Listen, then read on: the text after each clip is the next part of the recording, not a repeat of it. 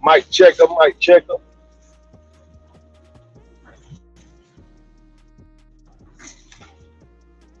That's what my head said.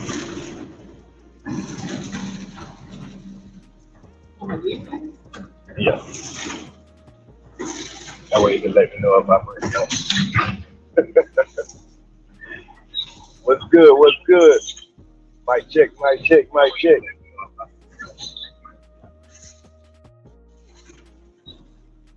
How y'all doing? How y'all doing? Hey, it's raining like a mug.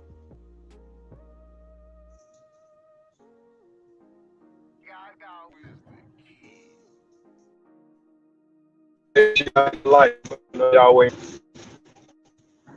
Y'all hear me fine? Okay, I see somebody say I'm good.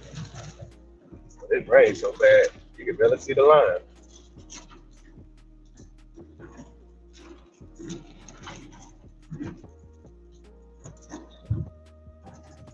So I decided I just, do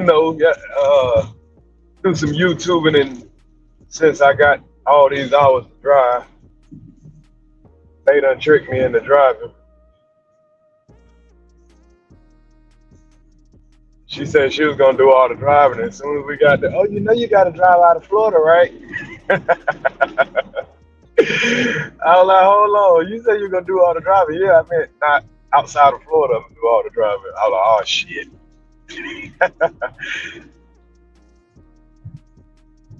She tried to be slick, tried to rub me down and be all nasty on me and shit. She knew I wasn't gonna turn that down. Yeah. Yeah, she got me, y'all. She got me. She fed me real good, emptied me out, and said, you gonna be driving, right? I was like, huh? Yeah, baby, I fuck. Hey, but the women get you every time, don't they? You gotta love, gotta love. Oh, you think that's funny?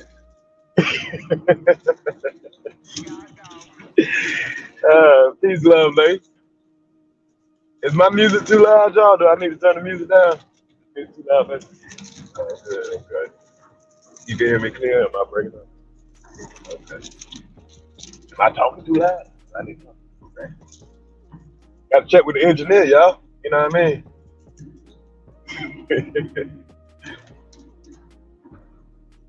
But yeah, man, I was checking through some stores or whatever, so I figured while we're doing some driving, I'll cover some trending news. Of course, not. I ain't gonna do the trending news about I got some other stories that I looked into that I think are interesting, but I think the things that I looked up would be easy to kind of talk about. And of course, y'all know I'm gonna slide y'all through Clubhouse. Slide y'all through Clubhouse to get a little, detail. So, what all stories we got? First of all, we got the YNW Melly trial. Because remember, I told y'all we was gonna, touch a little bit on that. And we seen that yesterday. The jury had asked the judge what to do if they can't come to a conclusion. And the judge said, hell, we can't come to a conclusion. We're going to declare a mistrial. So, seems like that's what happened, people. They couldn't come to a conclusion. So, they declared it a mistrial. So, when a mistrial happens, for people, who are not familiar with the whole mistrial process, because we all know this man is on trial for the murder of his two friends, really best friends. I'm talking about they grew up together. We heard last night the aunt, telling about, All them used to be at their house when they was little, so they're not like, oh, we met while we was adults. These guys been friends since they was kids. Yeah, they been friends since they was kids. So I ain't gonna lie, if the man actually, bro, you don't even need to see daylight no more. You probably do need that death penalty. That's foul ass shit. Foul ass shit. Give a fuck if a nigga rap, whatever the fuck a nigga do. Foul ass shit. But if he didn't do it, But obviously there was some people in the jury that, they wasn't 100% convinced. And like I told y'all, from watching, most of the trial, I was probably like 95% convinced. But that small 5% is enough to make a couple of people say, talking about somebody's life here. That little 5%. And the only and I think what really made the reasonable doubt is the alibi. One of the friends saying that Melly had switched cars. Now I don't know if this dude is a friend to the other two dudes that got killed, or if he just more of Melly's friend. But it seemed like all the other guys, like the DJ, not the engineer that was at I'm sorry, not the engineer, the beat maker that came up there and testified, and he told about the man switching clothes and all of that stuff. So it's like, just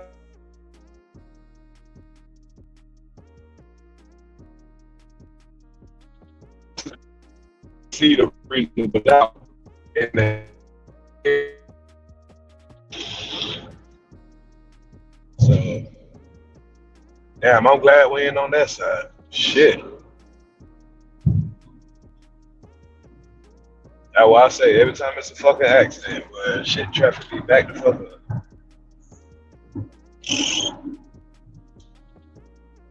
up. They definitely planted that seed of reasonable doubt.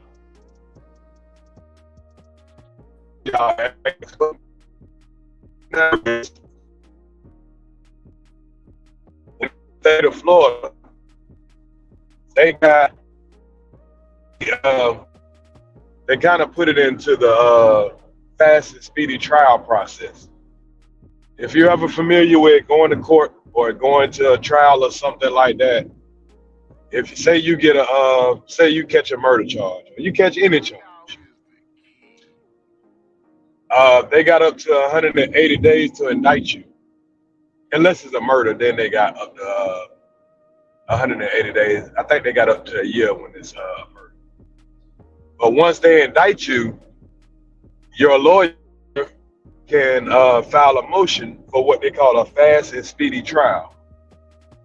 Fast and speedy trial, that means the state has to have their case together within 90 days. So when you have a mistrial, it kind of goes by the rules of a fast and speedy trial. So the state got to get their case back together and all that stuff within 90 days. They can kind of call the same witnesses. They can call, I think they can bring like the same evidence. I'm not sure about that. They might can bring the same evidence. They might can bring new evidence, but there's gonna be, this is gonna be draining. Just think about all the people that had to stop what they was doing to come and testify.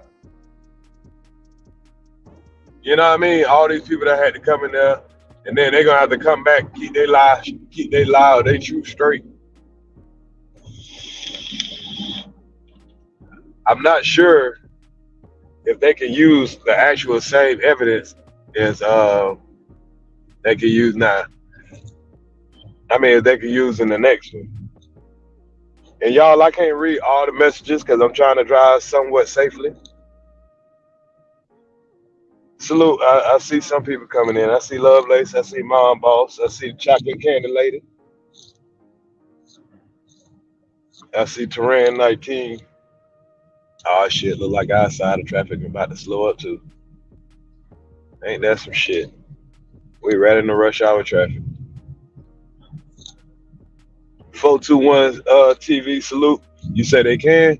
Okay, yeah, I believe they can use most of the same evidence, most of the same witnesses.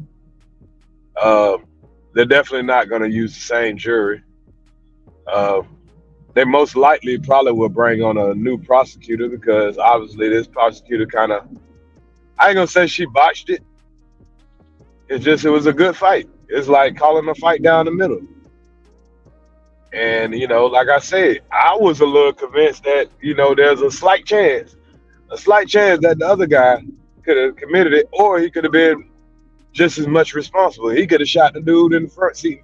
Well, they do say this is the same gun was used for both people, so but maybe he could have pulled over.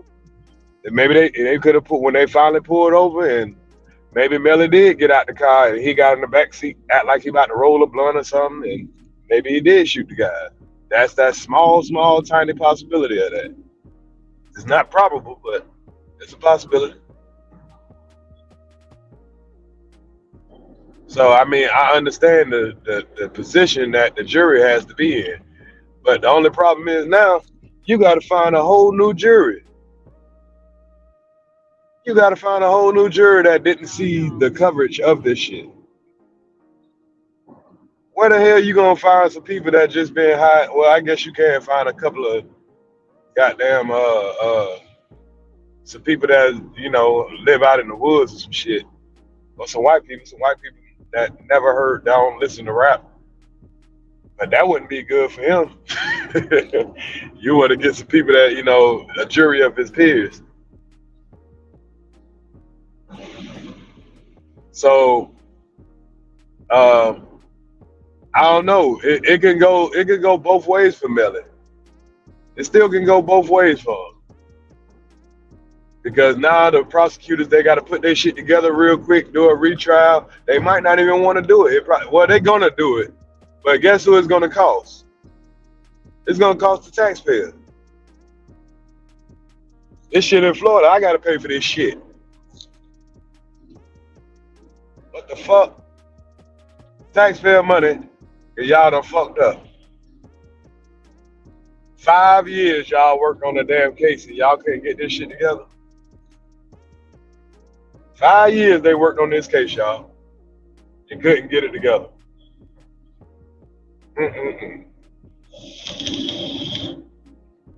But we'll see what happens. Like I say, in 90 days, we'll be going through this all over again. I don't know if everybody will be, watching it like they're watching it now. I'll be watching it. I'll be keeping up with them. But I know one thing. If there's another mistrial, that boy going home.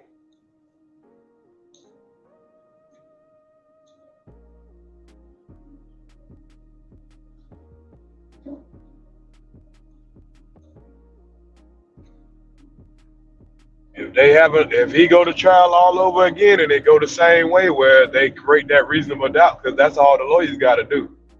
Now, I think the bad thing for him is I hope he got some money because, he going to have to repay them lawyers all again for a whole new fucking trial. That ain't going to be cheap. Damn, I might have should have got in there. I was thinking about getting in that express lane. I was like, watch, I don't get in this express lane and the motherfucker gonna be backed up here. And I'm gonna wish I got into it.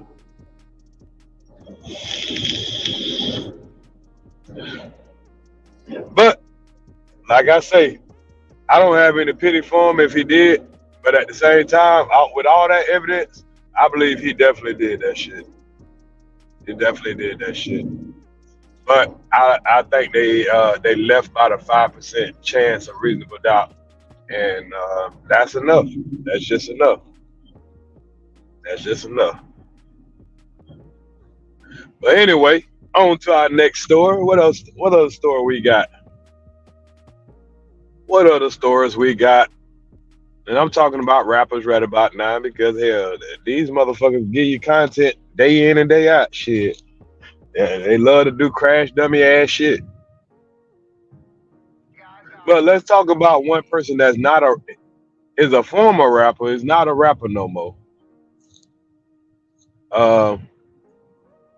They got an ambulance trying to get over here.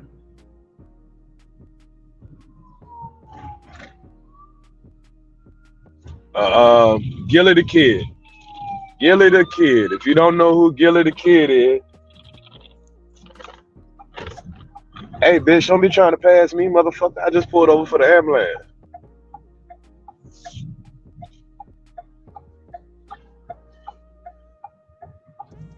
So Gilly the Kid, y'all. Gilly the Kid. That's the next topic. Yeah, let me pull up a picture of Gilly the Kid for the people who don't follow hip hop and the people who don't, you know.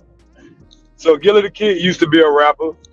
His claim to fame was, I mean, he's already a good rapper. Don't get me wrong. Gilly the Kid had bars, but he really started shining when he started exposing Lil Wayne back in the day. And what he started exposing about Lil Wayne is he was telling about, oh shit, I didn't mean to put that picture up there. I'm trying to erase it. Well, he started exposing about Lil Wayne and how he used to ghostwrite for Lil Wayne. That's when I found out about Gilly the Kid back in the day. And he's one of those considered, real rappers. One of those real street niggas. Now, Gilly the Kid has made a great transformation in his life. If you, if you're looking for the rappers that wised up and, learn how to switch from rapping to reinventing themselves, he's a perfect example of how to reinvent yourself after rap. But unfortunately, sometimes when you grow up in the streets, and right now Philly is I think Philly is the murder capital of the world. I mean, not the world, but murder capital of the country right now. It is crazy in Philly right now. But Gilly the Kid's son was just murdered. I think it was yesterday or the day before, one of these days, but recently, Gilly the Kid just suffered a loss of his oldest son to the streets. And I think he was killed along with two other people or something like that. I think it was in a triple homicide, double homicide, something of that nature. So just in clout chasing fashion, y'all know somebody can die, especially a rapper or a rapper's kid, and you always got a bozo ass nigga that want to get on the internet and disrespect the deceased. Now, the bozo who decided to do this is none other than goddamn their Magic Thighs, Hassan Campbell. We all know Hassan Campbell is one bitch ass nigga. He only thing he care about is, his YouTube check. Now I get it. He likes to kind of go at the industry, these industry niggas. And I kind of talk shit about industry niggas too. You know what I mean? So it's okay to talk about industry niggas, but then to try to kind of disrespect that man's child, even though he was a grown man. But it's too early, bro. If you want to talk about that shit later, maybe cool. But now you want to get clout off of, being disrespectful towards this man losing his son. So now, according to Whack 100, of course, y'all know I've been in Clubhouse. I got to check out what the hell going on in Clubhouse. According to Whack 100, they got the goons looking for goddamn Hassan Campbell. Which we always hear these type of stories. Niggas always be like, hey, they got such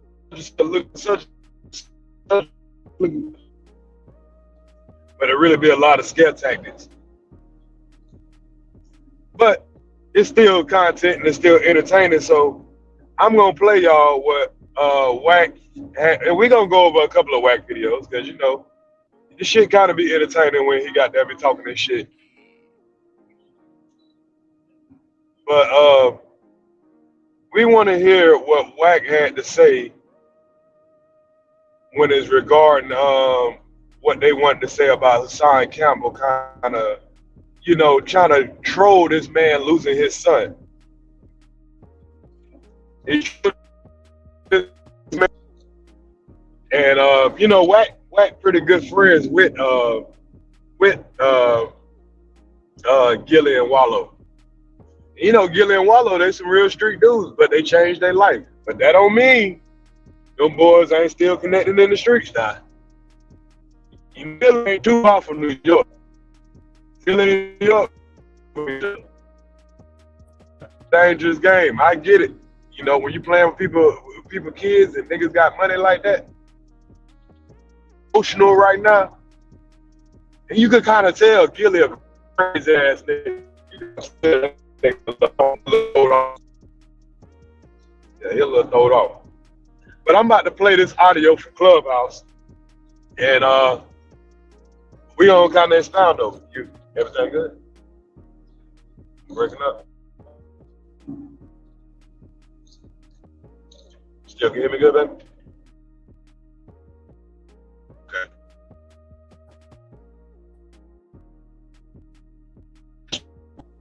We about to go over this Clubhouse audio. Y'all enjoy it? Like to hear it go.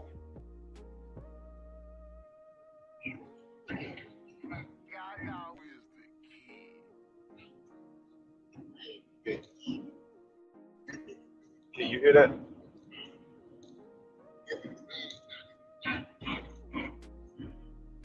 Turn down the music. Hold on, y'all. Let me turn down the music.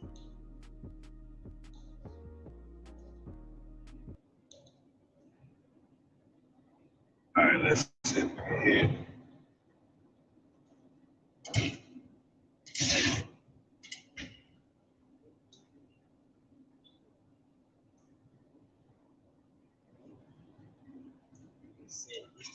Devin Spady, also known as ING Cheese, was shot in the back just before 8:30 p.m. when shots were fired on the 5800 block of North Manchester Street. His father took to social media to show their respect, to show their support. Meanwhile, police, they're continuing to look for the shooter. Devin Spady, known as ING Cheese, the latest victim. So it got to be more frustrating to know that your child just lost their life and they haven't found the shooter yet. Especially to a father that used to be out there in them streets. Of Philadelphia's gun violence. The son of longtime Philly rapper and popular podcast host Gilly the Kid, dead at 25 after a triple shooting in Olney. Bullets don't have a name, and it's sad to say, rest in peace, like I said, Little Cheese, which is Gilly's son. And Gilly's been, he's been known around, the city for years upon years, and it just shows that nobody's safe out here. Messages of mourning and support flooded social media after the news. Fans saying YNG Cheese was a rapper in his own right, following in his father's footsteps. He leaves behind a young child. The rapper graduated from Cheltenham High School in 2016. He was building a following in the Philly music scene. Some of the neighborhood even remember how he would perform on the street. They come in here, they do the videos with the girls. I mean, they have a lot of fun. I have fun watching them from my window. Police say the shooting happened on Masker Street just before 8:30 last night. They say a masked man with a white jacket opened fire, shooting at least 10 times. Spady was shot once in the back. 2 other people were also shot, but they're stable at the hospital. So, damn. They don't even know if he was masked, you're going to have to depend on the streets. And I'm not really sure if he was aiming at him. It probably was just, somebody shooting in the crowd, and he just happened to be the one shot. I did too much researching into this. I just seen the news about him losing his life. This audio right here that we're listening to, I haven't even went over it yet. So we're learning about this together. Y'all know I love to react with y'all in real time. I know where to find the news at, and sometimes I'll listen to it, and sometimes I won't, but I know it's what I'm looking for. So, and I trust the source. Salute to Hip Hop Verified. Y'all haven't already, go sub up to Hip Hop Verified. You want to get a lot of Clubhouse news. I've been checking him out for a long time. He's one of the Clubhouse people that bring you Clubhouse news. So shout out to him. Investigation continues. Fans are asking for answers. A lot of questions still in this investigation. We know that so far, police haven't made any arrests. I'm in the newsroom. Miguel Martinez-Valle, NBC 10 News. So that's the news coverage of it. That's the news coverage of it. The basic, that's the basic bottom line, y'all. That's what happened. A masked gunman pulled up, shot about 10 times. He shot 2 other people, and the shot that hit Gilly's son, it took his life.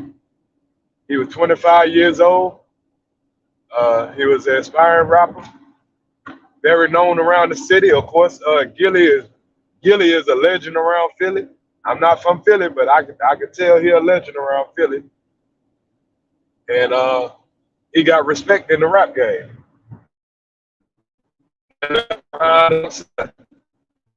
And I'm pretty sure the city is in an uproar, because anytime you got a nigga that's big as Gilly, I'm pretty sure them niggas trying to find out what's going on, and they better be careful, because you know them boys watching.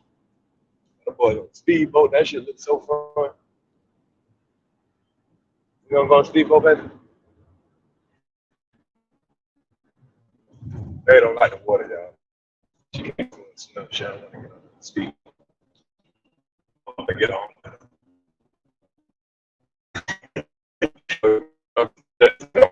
I'm gonna force it to get on.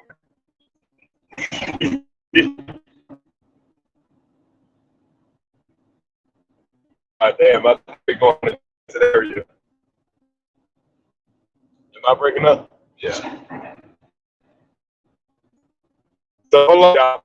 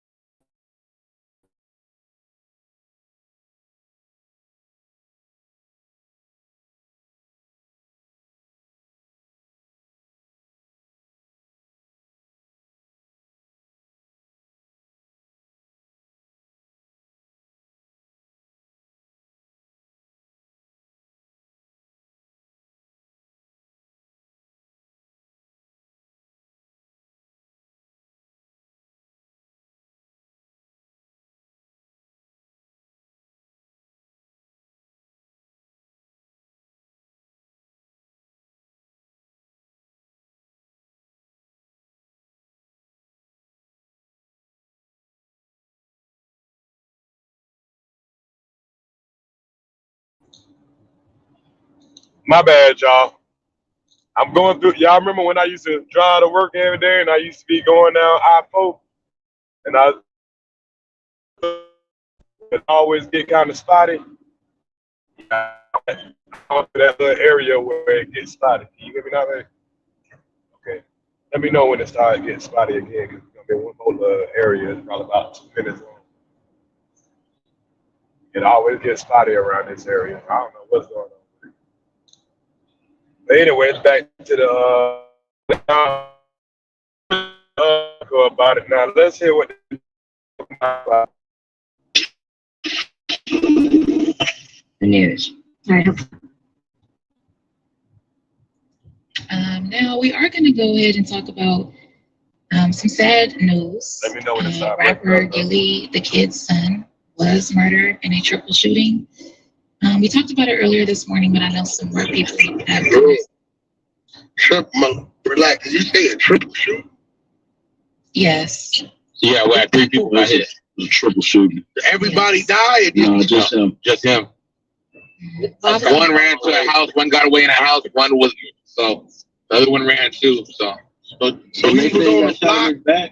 He was on the block. Yeah, it looked like the hood, whack. Right? See, y'all know we always got to get it from the we got to get our news from the news, and then we got to get our news from the street news.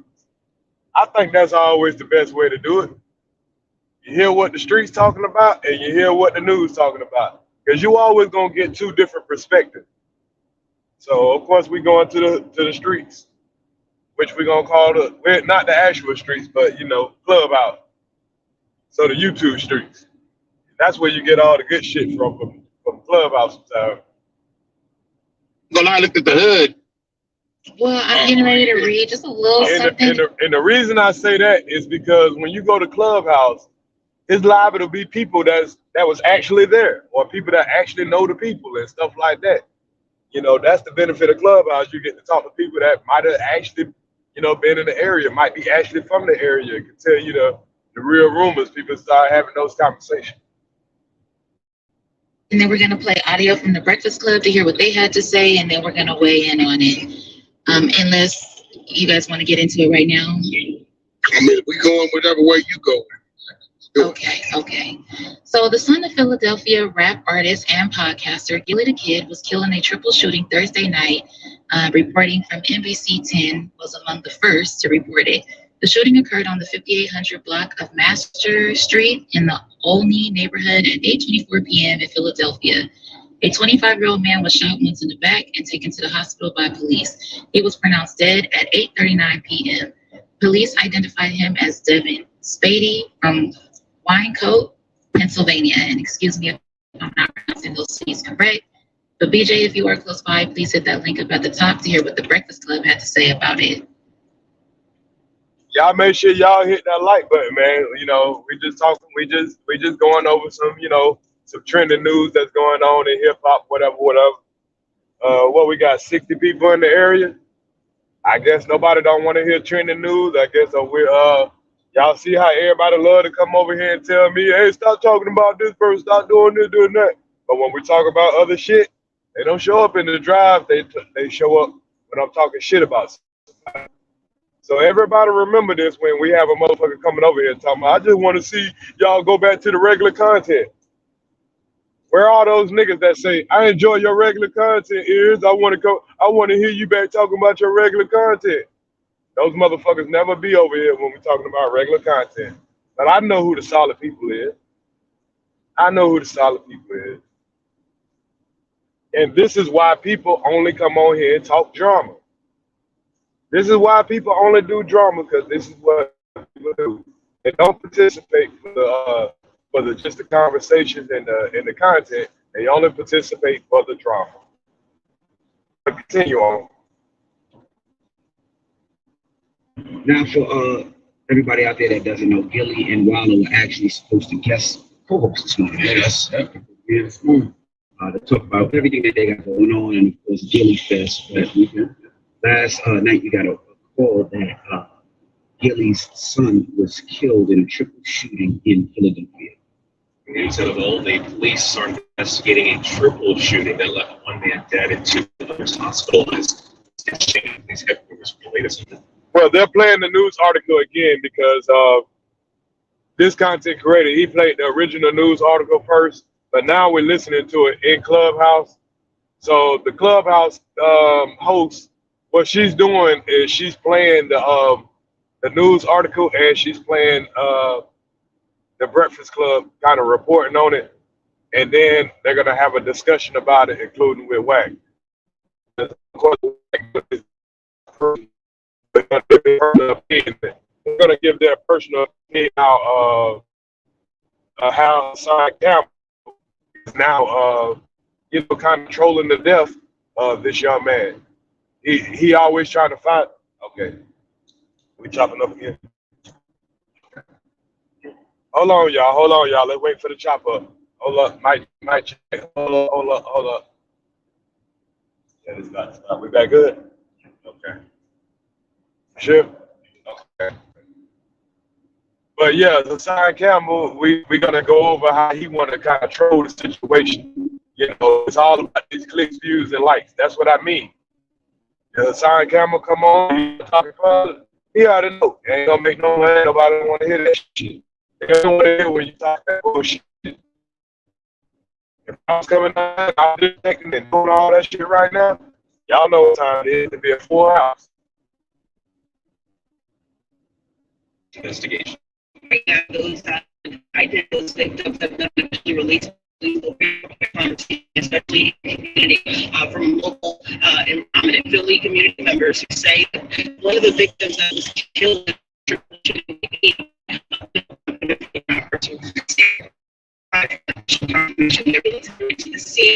because this happened in my section about 8:30 in the section of corner of Nation, Asher and Nitro Street, I should say. Just before 8:30, several calls came in. Police arrived for two victims.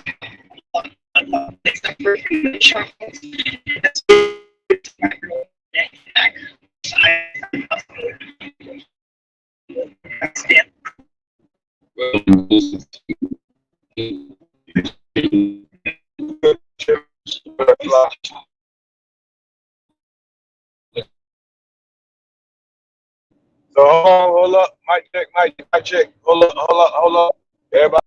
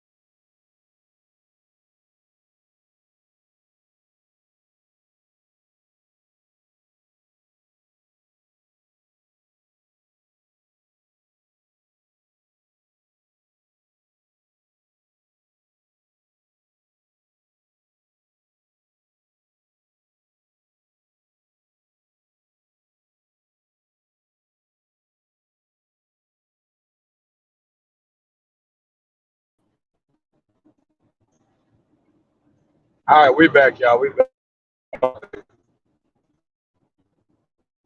We getting through this last little shaky area. Okay. I think that's the last little shaky area. I could be wrong, but I think that might be the last little shaky area.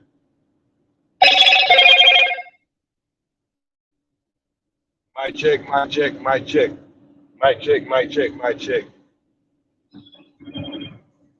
So 3 years has been an engine around. She's making sure every time I start going in and out, she let me know so I don't just keep rambling on and y'all don't get to hear me. So she lets me know as soon as it start getting shaky. And then I can stop talking and hold on the audio. I'm just trying to make sure we good. Okay. So let me finish up. Let's continue on with the audio. In Philadelphia, as much as they pour into these young brothers, killing each other in streets, and having son is tragic. And life is indeed humiliation. Sure, follow folks and I talk to you, I got a lot to tell you. They came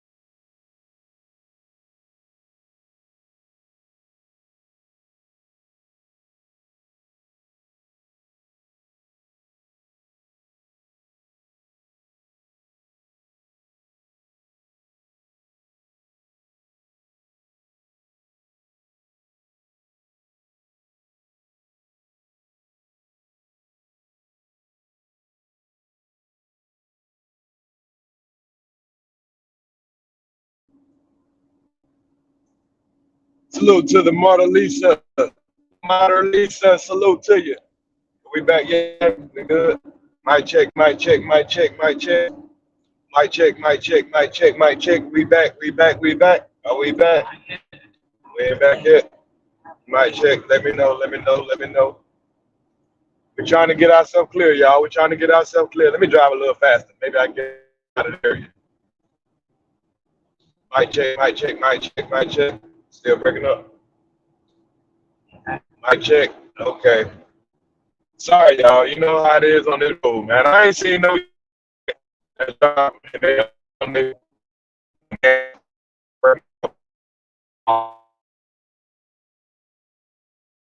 Crazy shit. Anytime.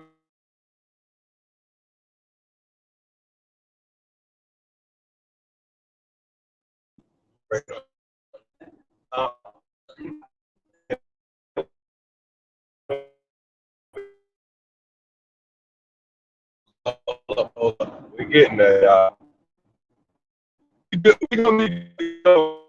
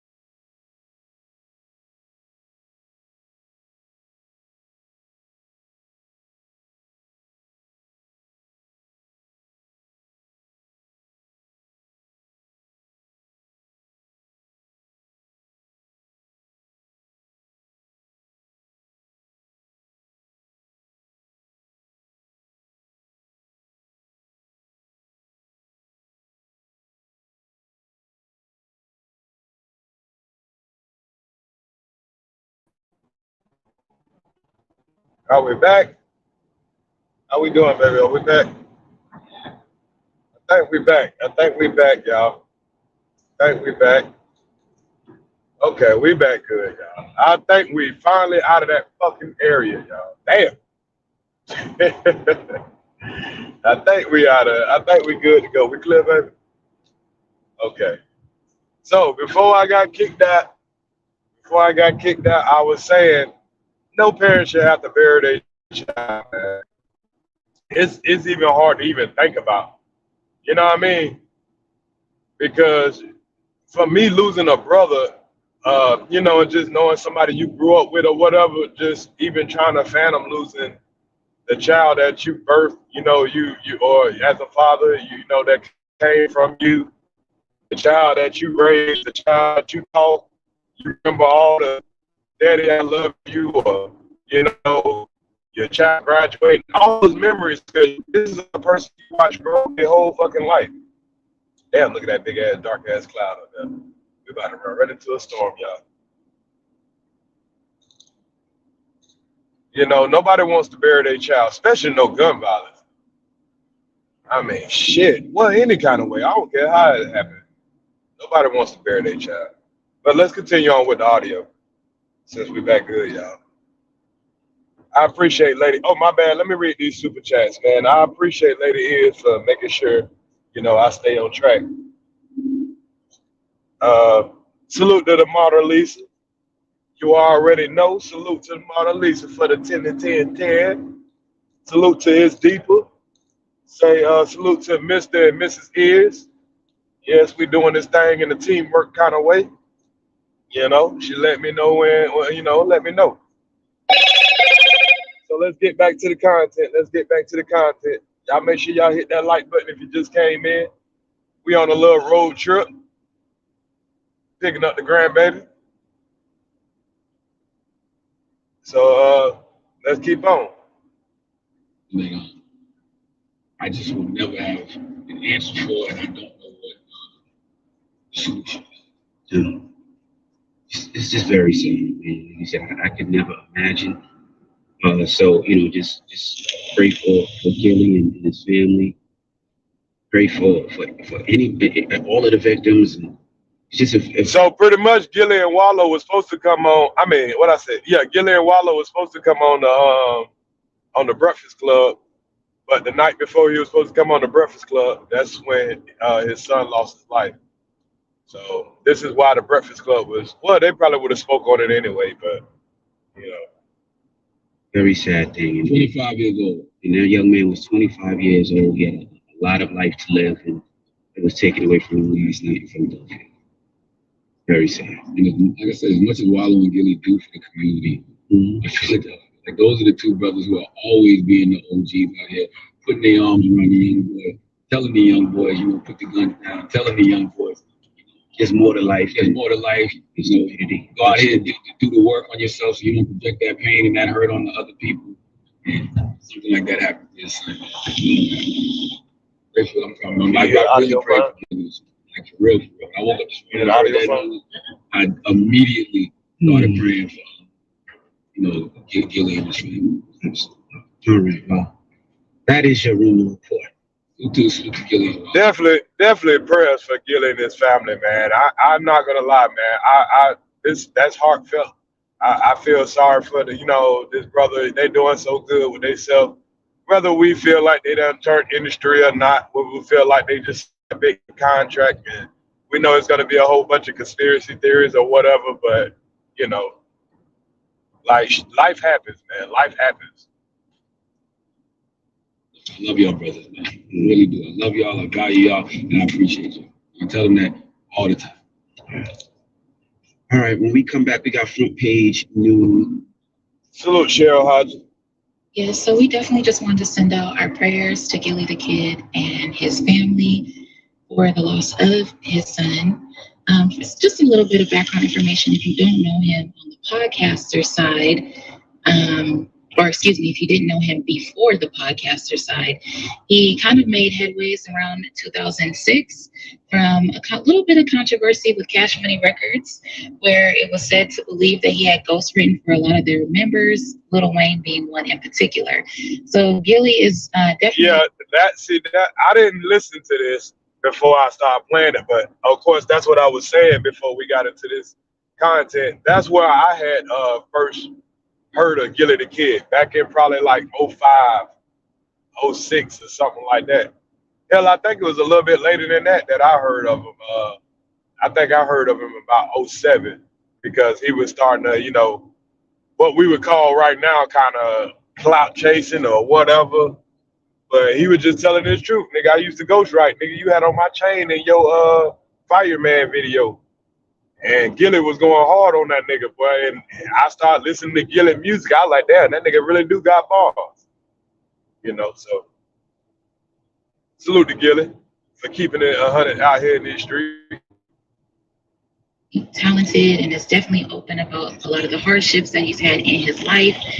How does anyone feel about this? Sometimes it seems like when life is going great for you, that's when you know something bad happens. So does anyone have anything to say in regard to this? It's an unfortunate situation, shit. Like, it's just super unfortunate. I mean, I don't know the area that his son was in, but I mean, he comes on here and preach all the time, man. And you have a set time on this earth, and you know you can do certain things to either slow down or extend your livelihood on this earth, or you can do things to expedite, you know, your livelihood up out of here. And you know, I don't know if that was anything of that sort, you know, that happened with this situation, but you know, it's just an unfortunate situation, man, all the way around the board, for sure. You know, this nigga Campbell, bro, he's real clout chasing. Real big. And that's pretty much what we're about to get into now. So now that we know the situation of Gilly and his son and how tragic it was, you know what I'm saying? It was unfortunate. It's not like his son was, you know, out there trying to fight somebody. I don't know the situation. But according to the reports, you know, the man in black, you know, just came and started shooting, you know, and he got shot in the back. So it's not like he was, you know, in some kind of confrontation, some kind of shootout or any of those things there. It was an unfortunate accident. Now, then you have these YouTube bloggers, these bitch ass niggas like Hassan Campbell, that every time something makes highlight, this is where he goes with it. This is where he goes with it. Yeah, that nigga really went up and put a post up talking about Gilly's son got his snot box rocked. Oh, wow. Like, my nigga, like, you really? What you on, my nigga? I'm sorry, who did you say said that? I already said it. I ain't giving him no more commercials. Okay. Do not right in the head, bro. Yeah, like, but you, like, nigga, like, but you. That's crazy. Like, why would you even go there like that? That's some pussy ass shit, whack. That's some straight pussy ass shit. You going there like that with that type of word, like. But then it'd be the same nigga if he was in front of Gilly, he would, you know what I'm saying? Like, that's the type of shit I don't see. Yeah, that's crazy playing with that kind of shit. Yeah, that's real crazy playing with that man like that, you know, especially knowing how close y'all is. I mean, like this soon. I mean, literally, bro. I mean, literally, come on, bro. Well, I mean, hey, it is what it is. It's just too early and too fresh for that type of shit, man. And it's just an unfortunate situation all the way around the board. Never time for that, bro. And for the record, relax, slid that shit in there. I couldn't grab my phone fast enough. Gilly got a whole lot of accolades that ain't got nothing to do with Cash Money and that bullshit. Movies, and he got one of the #1 podcasts for the last couple of years. So we don't need to include 20 years ago Cash Money back and forth in the description of who Gilly is.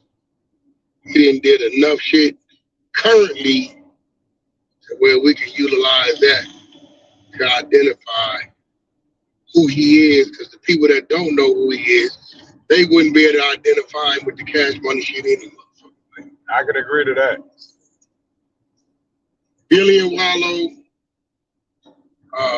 $1 million worth of game podcast. He just starred in a few movies with Ving Rhames, shit like that. Major figures. Yup, that. I think it was one called Animal 1, Animal 2. They're great movies. Yeah, those are good ass movies. Yeah.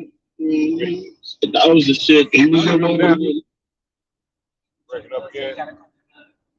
Jay Will say he got a coffin. Oh, that was you, Jay Will, that got the coffin up. Salute to Jay Will. Which one did he get? Did you get the morphine coffee mug? Jay Will, which coffee mug did you get? Just let us know. We appreciate you for getting that coffee mug. Salute to Jay Will for supporting the brand. Anybody else want to hit the merchandise site? We got the coffee mugs. We got shirts. We got they put some of her products on there, which are the sheet covers and the shower curtains. She put a couple of her products on there, and I've been encouraging her to put some more of her products because she has a store, but I don't advertise her store on here because we got stores. So I'm not gonna shit out these haters. But she added a couple of her items to the bed sheets and the shower curtains, and we got shot cups. So get your ears to the street merchandise. But let's continue on. Nipsey too. Yeah, Nipsey wasn't one of them. It was in prison. That was a prison movie. Yeah, kind of found out they was brothers, didn't know it. Yeah. Blood Brothers. Yeah. Oh, I think I seen that. It does. I used to live on MASH. That's that area of fire right there. So you know the area? Yeah, that's cool. Yeah, I know the area. Yeah, I like a good area. What? Nah, the area of fire. It's hot. They call it the Badlands. See, this is what I mean by clubhouse. You'll run into people that's either been from the area or been around the area, or can tell you a little bit more details of what go on in their city. Okay. So it's the Badlands. It's the ghetto. Yeah, it's ghetto. Oh shit. Yeah. Well, I used to live on Negro, and it definitely wasn't. I thought Badlands was like Puerto Rican land. I could have sworn they said Island. Yeah, Masher, North Philly. Which is where like Negro and Master. Yeah, I'm freaking up. No, we can hear you. Yeah. Puerto Rican lands start from A in Allegheny. Yeah, so when they said Negro, when they said Negro, I'm thinking like West Oakland, and they said Alany. That's up there like more in Alany. They got blacks in Masher. They got blacks in the Badlands too. Masher is like a mix, kind of like a mix. Yeah, community. Like it's kind of like that's down there in like Port Richmond. Masher, that's near it's not like off the Berks and shit like that. I used to go to school out there. It's a school named Adair. Is there stuff going on up there? Or is it kind of like It's kind of like K&A a little bit on and off. Like you got a lot of fiends and shit. Ain't nothing but drugs and liquor stores up there. Yeah, it's kind of like, drugs and bars. Somerset look like a little bit. No, we not Philly natives. Well, I mean, I'm only asking the one who was talking about the Masher and all that. I don't know if you know, but yeah. Yeah, it's unfortunate, definitely, man. Yeah, it's just a sad story all the way around. Hopefully, I do know that Gilly has a Gilly Fest coming up next weekend, actually, for his birthday. So I don't know if that's still going to happen on the 29th or is he going to cancel it or what. But yeah, just, definitely. But that's about it on that. They're just addressing how Hassan Campbell, he decided to do his whole, got your snot bop rocks, got your TV turned off, all that country monkey ass shit. Have no sympathy or empathy for the situation that's going on. A man losing his son. Because I guarantee if he was to lose his son, or a loved one or something like that, and somebody played with him like that, he'll be ready to crash out. He'll be ready to crash out. There'll be a day when it's his time for his demise. And, people ain't going to show no kind of empathy, in my opinion. Because every time somebody passes away, he has some fuck shit to say. He has some fuck shit to say. Now, let's move on to our next story of another nigga that always got some fuck shit to say when something go down. And we just did some news on this dude the other day. And I don't know why he keep crashing his head into a fucking wall. I think this dude has his priorities so fucked up. He is too fucking old. He's older than me. If y'all don't know who I'm talking about this nigga Boots. I'm talking about this nigga Boots. Now, recently, I'm gonna ask y'all a question first. Say you're a rapper, right? You one of those hood rappers. You one of those hood street rappers, right? And there's a person. Well, let's just put the people out there. 6ix9ine. We all know 6ix9ine is the most famous snitch out there, right? Everybody knows this, right? Ain't nobody did nothing to him except for when he got jumped at the what's the name? The man snitched on some motherfuckers that was trying to kill him. And the whole world just, they so focused on all that shit, blah, blah, blah. Oh, 6ix9ine a rat, 6ix9ine a rat. Whack 100, he does business with 6ix9ine. Now, he's not doing no crime with him and none of that shit, so it doesn't really matter that he a rat just because he's doing music business with the man. So recently, Whack 100 met up with Kodak Black. He met up with Kodak Black. So he convinced Kodak Black to take $1 million, $1 million, y'all. Think about this. How much does most rappers charge for a feature? How much do most rappers charge for a feature? Probably your biggest artist right now would probably charge you what?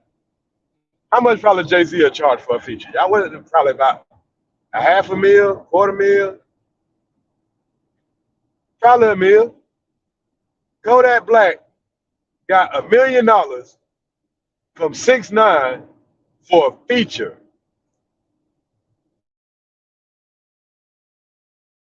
Make $1 million.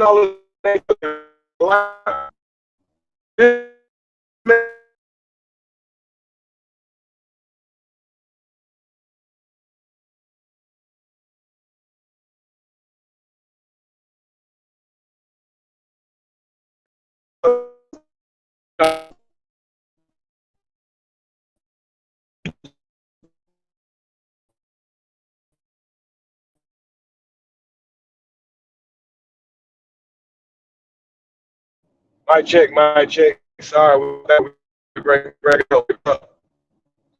Breaking up. So,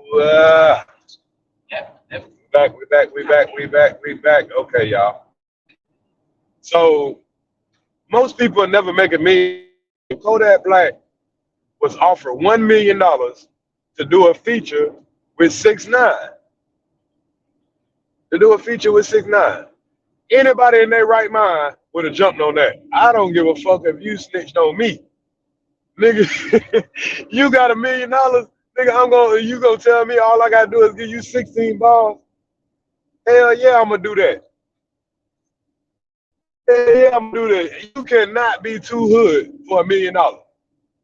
But let old super gangster ass little Boosie tell it. Let old super gangster ass little Boosie tell it. Nah, man, you supposed to say solid, bro. I thought you was a solid hood nigga, bro. You know what? Nigga, we talking about $1 million to do a feature. Now, Boosie, we just learned that Boosie, dumbass, fucking out there in California, had a visible gun tucked in his goddamn pants, knowing that he a convicted felon, right? He beat the charge by the state, got picked up by the feds. As soon as he got let out, the first thing he got to do is try to sell off cars, because he trying to somebody, he gonna sell it so he can goddamn get lawyer fees. Well, nigga, maybe you should just do a feature with 6ix9ine, nigga. You can make a quick $1 million. Make a quick $1 million and pay off all your lawyer fees. You got your priorities backwards. You good dumbass nigga. See, Boosie gonna be his own. He's gonna be his biggest downfall, in my opinion. Going to jail is not cool no more. The claim that you're a real. Yeah, going to jail does not prove that you're a real nigga.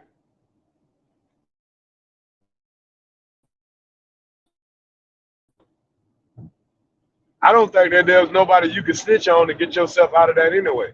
You did the best thing you could do. But let's hear about what he got about. So he wanted to criticize Kodak Black for taking $1 million to do a feature with 6ix9ine. Now Kodak Black kind of got slick. Kodak Black did a feature with 6ix9ine, but this 6ix9ine in their own feature.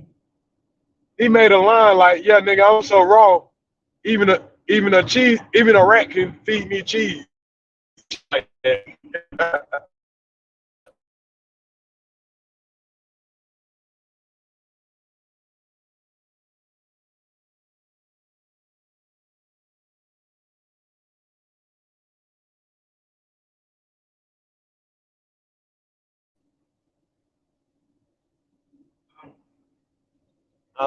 It's going out again. Mic check, mic check. How we sound? We good? Mic check, mic check. I'm good? Okay. So let's see what Boosie had to say in this situation. Like, his motherfucking opinion always matters some shit. We got several audios of this situation. So we ought to know, we know Whack 100 gonna goddamn get these niggas the business about talking about somebody he doing business with. So let's get into the content and see what it is these niggas talking about. I gotta agree here. Boosie, you on some bullshit, my nigga. This nigga always got some monkey shit to talk. They tell me you talking crazy about my 6ix9ine Kodak Black feature. You like levels in the trenches? You got something to say too? Huh? What's that? Put me in the hot seat last night. They say you got an opinion about my Kodak Black feature I got for 6ix9ine. Shit, I never heard it.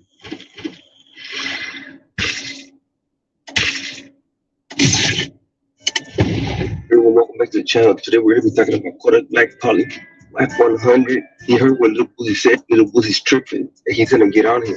Black 100 claimed that Kodak Black said Boosie should worry about his daughter calling him a bad father on social media. And maybe he needs to go. Salute to Hip Hop Verified again. Sorry, y'all. We're going to have to go through his intro because I'm driving. I don't want to slide it up too far past where it starts at. So, salute to Hip Hop Verified. Do a verse. He goes to jail for 1 day and puts everything for sale. His house, and he needs a verse. Why not? Yes, they tell me you talking crazy about my 6ix9ine Kodak Black feature. You like levels in the trenches? You got something to say too? Huh? Hey, that nigga Whack damn near just took credit for them niggas. Well, I guess it is his deal.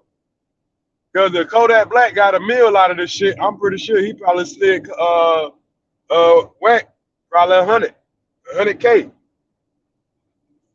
Shit. Setting it up. What's that? Put me in the hot seat last night. They say you got an opinion about my Kodak Black feature I got for 6ix9ine. Shit, I never heard it. Nah, it ain't came out yet, but everybody know I did it, DJ. You know, Levels pulled some bullshit. Him and Beast over there. Him and Beast lined me up. YG on stage quiet, didn't want to help it. But it's cool. It's cool. Damn, that's you know fucked what I'm saying? up. Hey, listen, we all get our day, BJ. You know, That's so fucked up. I came off my got to say, BJ? What's up? You got a problem? They say I fucked up the culture because I'm the only nigga that could have pulled some shit like this off, and I didn't brought 6ix9ine back to life. What you think? You know what, Whack? I think you like to take chances, so I respect that. And fuck what they gotta say. I say this, right? Keep it real. I'm gonna keep it real, right? Personally, I had to ask myself this, and, talk to myself about it. I'm like, man, why should a nigga even give a fuck? Because if I'm in Kodak shoes, right?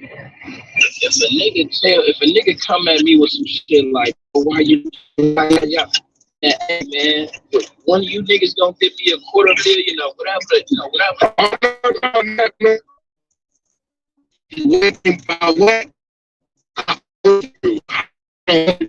Yeah, the $250,000 is an insult to. Hold up. Okay, we back. And mic check. Okay, hold on, y'all. We good? Okay. My bad, y'all. So there's a dude in Kodak Black position. If a dude want to give me $250,000, hell yeah, Wack, stop that real quick. Like, hell, hold on. Nigga, $250,000. Hell nah, nigga, I overdo it. So let's see what he got to say. What I make putting that man pocket. Yeah, see. Listen to me, man. $250,000 is an insult. Yeah, see. That's what I'm saying. Listen to me. Wait, slow down. Yeah. $1 million is an insult. Oh shit. Oh yeah. I patted him up. Yeah, so yeah, it's like one. Listen to me. Hold on. I thought he got $1 million. So he's saying that even $1 million was an insult. So maybe he got $2 million, and maybe he gave Kodak $1 million. He kept $1 million for himself. I don't give a fuck what a nigga gotta say about me. If I'm gonna get $1 million and I ain't gotta drop the verse, and I just set up 2 other niggas to rap together, who ain't taking that? You gotta be, just because you want to follow a street code that nobody ain't following any goddamn way. That shit is a fucking myth, like Troy Ave said. This street shit is a myth. People are starting to find that out more and more every goddamn day. But a lot of y'all niggas gotta end up in prison doing a life sentence before you realize that this street code is a fucking myth. It's ran by a lot of niggas that don't want to get locked up. They want you to get locked up for them, tell you to shut the fuck up so you can do the time for them, and they won't see you nan fucking being. They forget about your ass after 5-10 years. You come home, nigga ain't got shit for you, but try to goddamn try to be your friend. Oh, what up, OG? Or what up, OG? Your ass be broke as fuck running around there talking while niggas calling you OG. Fuck out of here. Yo. Nigga with Wack, nigga, I'm gonna make you an offer you can't refuse. You had to send him that in a more grade? Yo, Wack, you had to. How can a nigga refuse $1 million to do a verse? Ain't like he telling the nigga, hey man, go sell some dope with the nigga or something. Nigga, we talking about legitimate business. $1 million to do it, $2 million to do a verse. Go down to Mo Green and make him an offer he couldn't refuse. Then the nigga say you don't talk to a nigga like Mo Green like that. He going in and out, y'all hear him? Yeah, no, he dropped the Mafia line, the Godfather line, but that's the last thing he said. I'm gonna make you an offer you can't refuse. Yeah, nigga say $250,000. Nigga, $1 million is an insult to what $2 million is an insult to what I gave you. You got to keep climbing, man. What? Hold on. Yeah. Damn, hold on. My bad, y'all. I fucked up again. Goddamn, you went past 2 million? Oh, hell nah. Yeah. I don't want to hear shit. Nigga getting you a couple of million for a verse? Man, hell nah. That nigga Wack just broke the goddamn gate wide ass open. Oh, so in my mind, right? Whatever the price, even if 4-5, if a nigga don't want to do that feature, a nigga better be ready to send me a wire for that answer, because now I'm missing out. Just because you don't want me to do it, so I need you to pay me double. Then it's like, bro, why should he give a fuck about what this man, had to go? Nigga just called on FaceTime. He said, Wack, my live is working. He said, I'm about to go at the nigga. Oh shit, that nigga Kodak said he about to go at the nigga booth. Cause I heard bullshit. I heard his response, and Boosie was over there like, man, I'm gonna take this nigga off my head. Get out of here. I don't know why Boosie.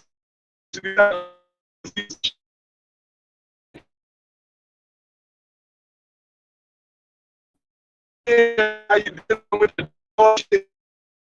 For this nigga go, and he just don't know how to chill the fuck out.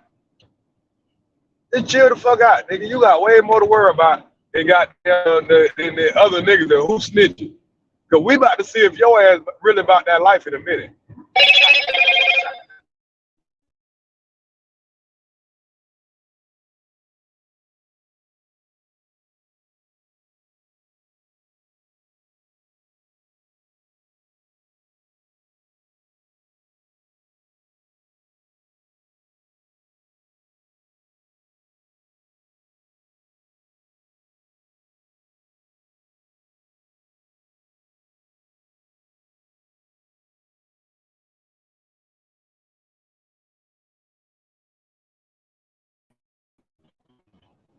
All right, we back.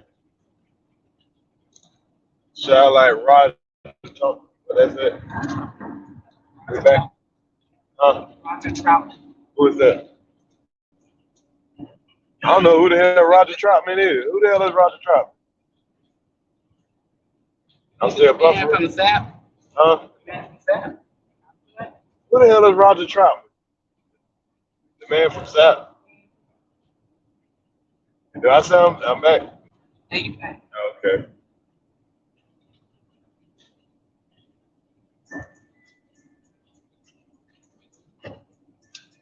He said, oh, they come here to pre-cap some niggas I need to come down.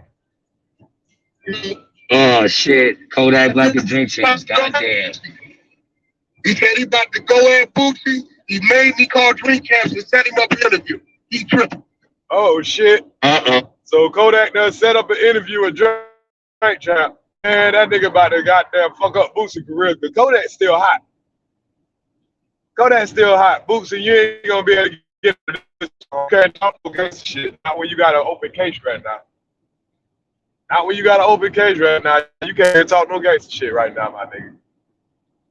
And I don't think Drink Champ's gonna call goddamn Boosie up there. Nah, I don't think Drink Champ's gonna fuck with Boosie. Oh, damn. He said that nigga worried about who I'm doing a feature with, and his daughter calling him a fuck nigga. He got his priorities twisted. Oh shit. I agree there. Yo, that nigga said, classic Drink Champ. hey, look what that nigga, Yo Z, let me tell you what he said. He said, Wack, let me get this right. Come on now. He said, let me get this right, Wack. You come by here, you pull up in the ghetto and drop me off some shit I ain't never seen before in my life for a verse, right? Okay?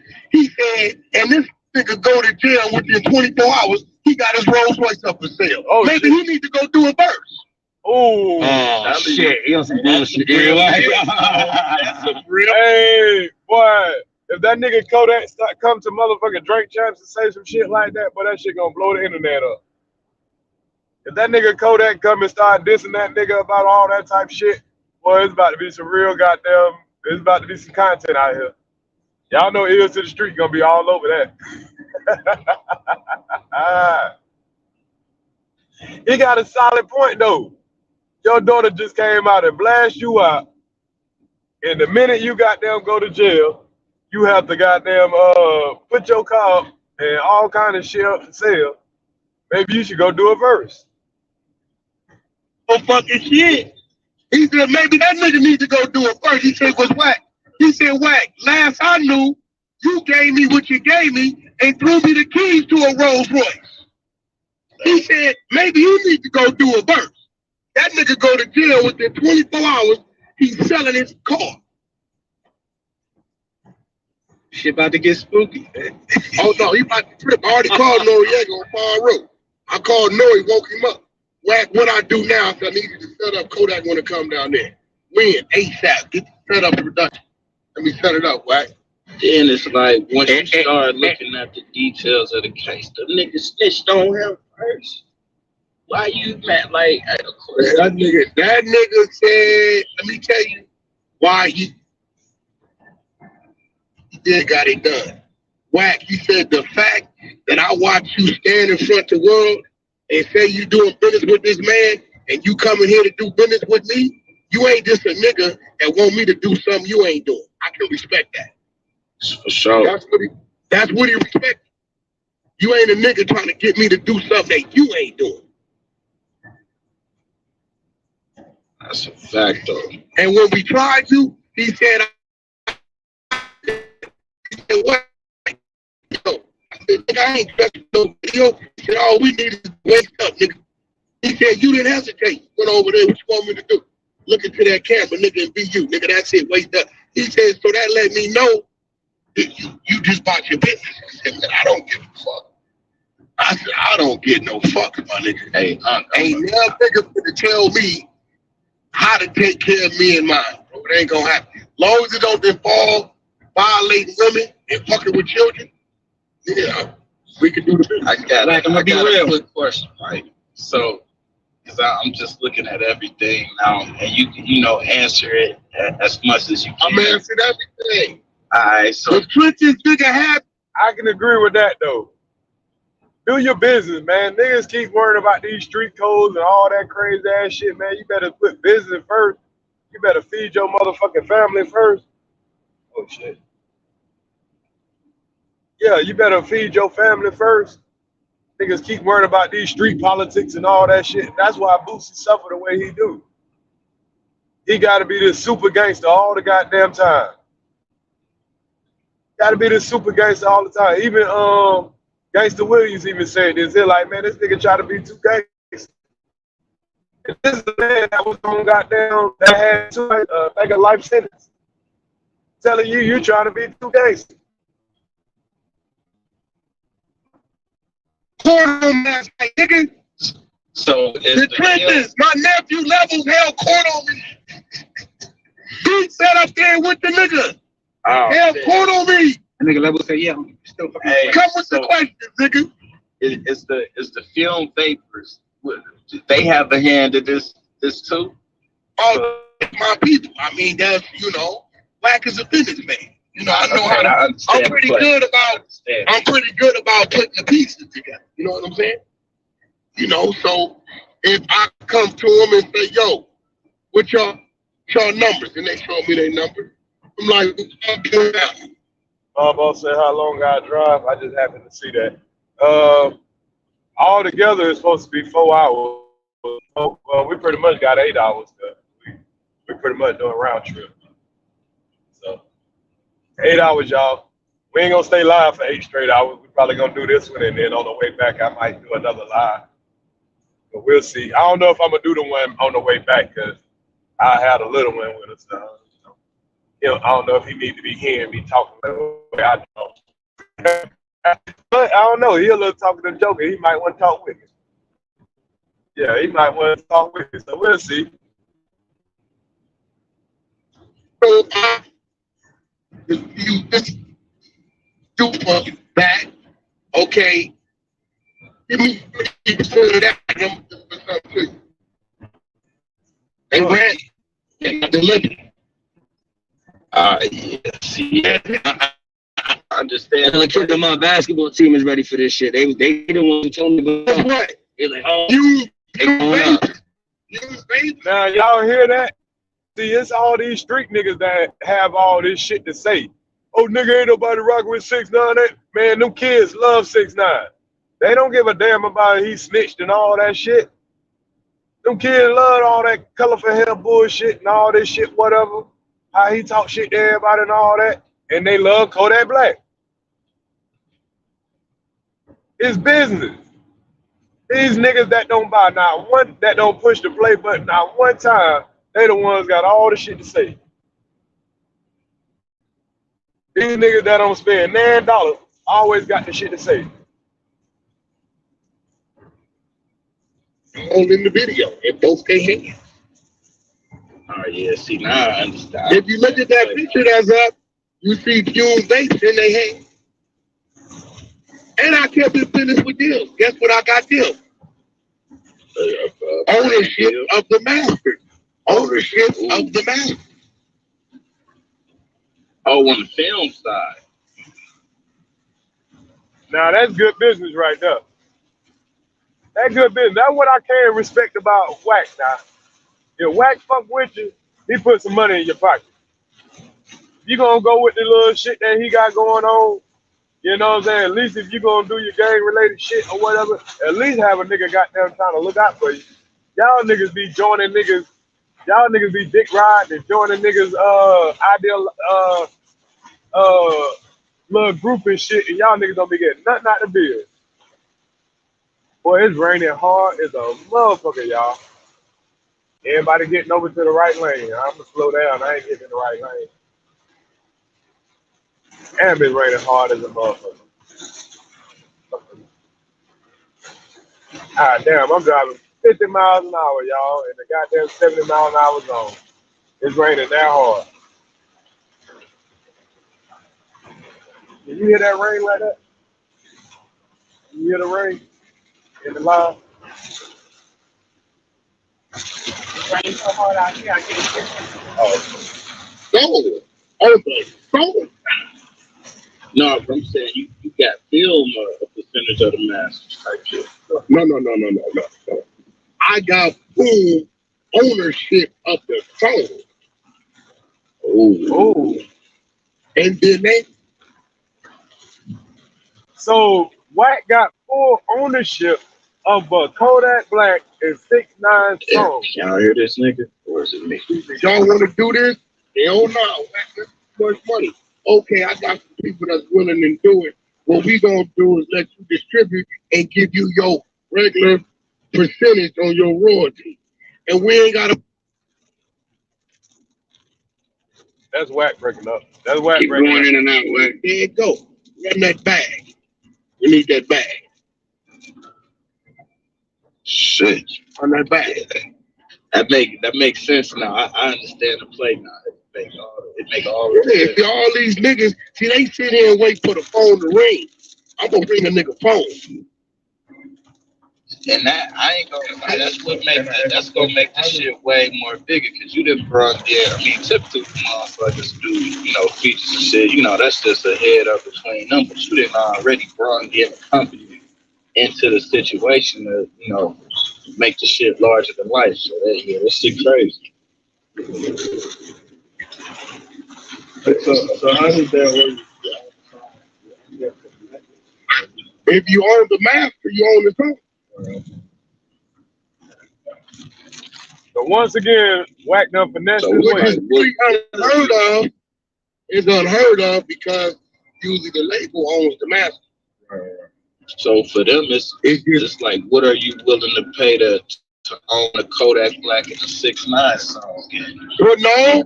Now, this is why I know this. This is why I see why this nigga was trying to work with R. Kelly. Because as soon as he would have got R. Kelly ass out, the first song R. Kelly would have dropped, Wack would have had full masters of that motherfucker.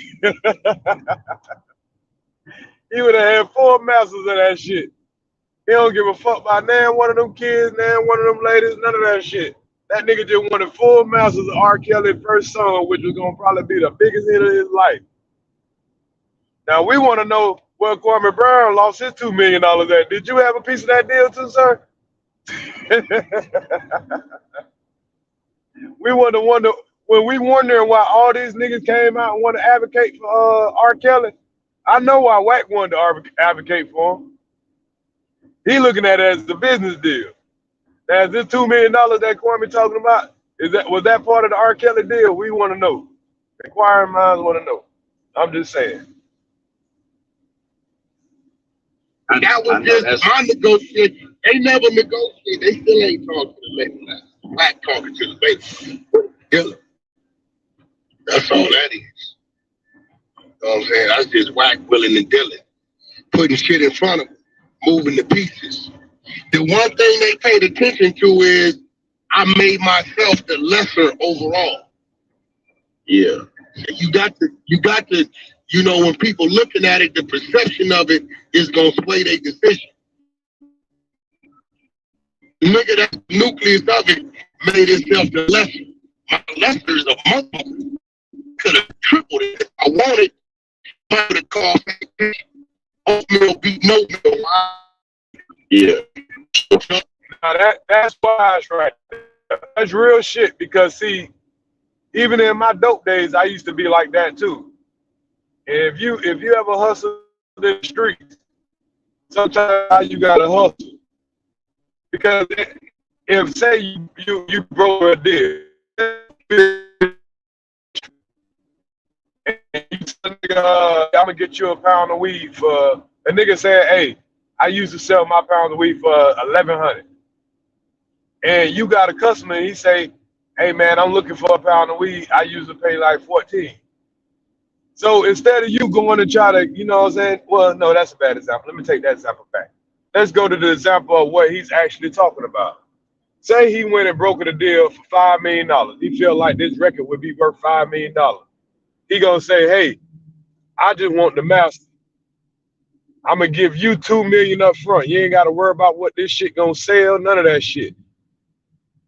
6ix9ine, you gonna get $2 million up front. It don't matter what the fuck the shit sell or nothing. And we gonna sell the shit to goddamn and y'all just let me deal with the back end as far as let me get the master. Them niggas might be like, man, fuck that shit. You gotta wait on your money. We getting all our shit up front. And we was gonna get a couple of mil over time anyway. But you giving us our shit up front. We ain't gotta go through the label and all that shit and have them playing with us and waiting on royalties and all that. I'm in a bad area. Oh. So y'all, we done came to a complete stop, man. I don't know what the it's a crash out there. Damn, they must have just crashed too. Ah, damn, man. They must have just crashed too. Well, at least we at the front of the crash, not at the back of it, because them folks back there. Oatmeal beat no meal where I come from. A bird in the hand is worth more than 2 in the bush. Because see, before I go for 2 in the bush and miss them both, I'll take my bird in the hand and then just go to another bush situation and get another bird in the hand, and I got my 2 birds guaranteed. Mm-hmm. For sure. So basically, you saying the vape company basically sponsor the commercial that they're gonna be able to get residuals back off of. They bust them in the No, the vape company put the bag up that I needed to make it happen. Right? They get merch, they get product promotion, and they get a master to a hit record. Yeah, that's what I'm saying. So basically, it's almost like they got a running commercial. Now, if they want to and sell for 20 million, they won't. And they can turn around and go to Universal and get off that motherfucker. You know what I'm saying? Yeah, like I don't know if anybody's ever done something like that before, but I don't know any company that's facilitated a deal where they create a commercial where they can get the residuals back off of it. Because that's basically what it is. It's pushing everything about the vape brand, but only they're going to be able to recoup. You know what I'm saying? Usually when you pay for a commercial, your money gone, but it seems like they got a situation where they can recoup right here.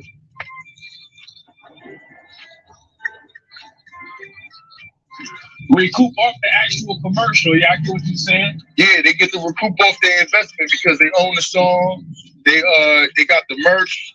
They got their product in the video and all of that. Like, it sounds like a win-win all the way around. I don't think no other company thinking like that. Yeah, everybody sound like they winning here. I never heard a situation like that ever before. I ain't never heard no situation like this either. Like, now I'm understanding it. That shit kind of crazy. Hey, listen, they can call me what they want. But you ain't gonna call me lazy. You ain't gonna call me not relevant. You ain't gonna call me a dummy. The louder I get and you looking over there at the noise, you ain't fucked up. In the teeth, one of them niggas gonna say, wait, what y'all doing? Nigga, whack me. That's whack breaking up, y'all. That's whack breaking up, not me. Damn, your shit in the matrix again. It's drowning you. They might well get in that right lane. I'm trying to get in it, man. I'm in the left lane right now. I think I'm going through them areas. All these niggas do is pay attention to Clubhouse and YouTube, and Wax said this.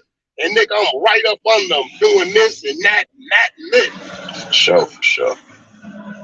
So how? Oh, that nigga always. Oh, that nigga always. Oh, that nigga. Damn, how he do that? Oh, that nigga always. Damn, when did he do that? Oh, that nigga always, these bozos ain't figured it out yet. So how did the play come together? Fucking clown. Did 6ix9ine reach out to you for the play, or did the vape company reach out to you for the play first? So you just thought about this shit yourself. You got to remember, the first tool was what, Latif? I got the green from 6ix9ine to do whatever business I want to do. Yeah, so I can walk in any office and sit. See, and that was the power right there. See, a lot of everybody was saying when 6ix9ine got out, nobody, I ain't touching 6ix9ine, I ain't touching 6ix9ine, he'll snitch, he'll snitch, he'll snitch. Wack looked at it as a business move. He was like, hold on, he'll snitch, but I ain't got to do no fucking illegal business with this nigga. I know the market around this motherfucker. So that man got doors that he could still open that a lot of people couldn't open. So that's why 6ix9ine deals with Wack. And Wack can deal with 6ix9ine. Now, Wack can still deal with people in the streets that 6ix9ine probably wouldn't be able to get to even answer the phone. This is a legendary deal, whether people gonna know it or not. It's gonna open up a door. It's gonna fuck up the game. A lot of more people gonna be like, I don't care if you snitch or not, nigga. If you're hot, you're hot. Know his name in any office right now, whether he know it or not. Mm-hmm.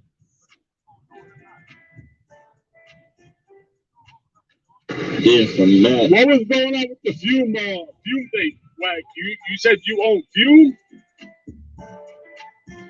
No, he said that they pretty much they put the bag up for the whole, for the song and everything like that. The record label has zero risk. That was what was attractive for them. Yeah. All they doing is collecting royalties. And Latif, ain't no label turning their back on that play. Not at all. No overhead. I love those kind of deals. Zero. They don't have no recoupment. The first stream is revenue. Yo, they in the green from day one. Yeah, that's gonna be sweet for them. They probably jumped all over that shit. Oh, you only want what you want? 10 million? Okay, cool. You gonna have Kodak Black and 6ix9ine on the track? You go to a label, you say, hey, I got a track. Kodak Black, 6ix9ine. Give me $10 million. I'm gonna give you all the royalties. You ain't gotta do none of it. You get to do all the promotion, all the commercial, all that shit. Let me set this up. I got it in the bag. He go take that shit to 6ix9ine. Here give you 4. Go to Kodak Black. Here give you 4. He keep 2. I'm just making up a scenario where he said that, hey, I got the lesser of the deal, but as the broker, he just made $2 million just off of him talking one dude into doing something and talking another dude. Kodak Black ain't never got no $4 million or whatever he said, because he said $2 million was an insult. So now I'm just guessing what he might have gave Kodak. Kodak said, man, nobody ain't never came to the hood and dropped me off no shit like this and gave me a Lambo. So, you know what I'm saying? It's a win-win for everybody. Them folks can make over 20, probably $50 million off this deal. They got the commercial, they got the merch, they got everything. They know where to market at for Kodak Black. They know where to market at for 6ix9ine. Y'all better peep the business. Day one. Yeah, that's crazy. So, and now I've established what with Kodak? A line of business. Oh yeah, because you just bought him a big bag. You know what I'm saying? So, and guess what now? Hey, what? Yo, Wack, you got what for who? Kodak? Oh yeah, no problem. Send me the offer. Now here you go. He gonna answer that phone. Yup, he know your deal's going clear. Yeah. Did it take a lot to convince him to go with it, or he jumped on it straight? No, I went in there and said, listen, I got this situation. This is what I want to do. This is what I've already done. This is why I'm coming to you. This is why I think you fit it. This is what I'm going to compensate you for you doing this service for Wack. He looked at that, looked at me. He said, "You telling me, OG, you gonna deliver that? My word. I ain't talking about them. This on you. Yeah, I'm responsible. Let me do the business with them. You got the record right now?" First of all, he tested me. The nigga told me to come to the gutter. I show up. Where you at? Nigga, you over there? What? Go FaceTime. Damn, nigga, you it? Nigga.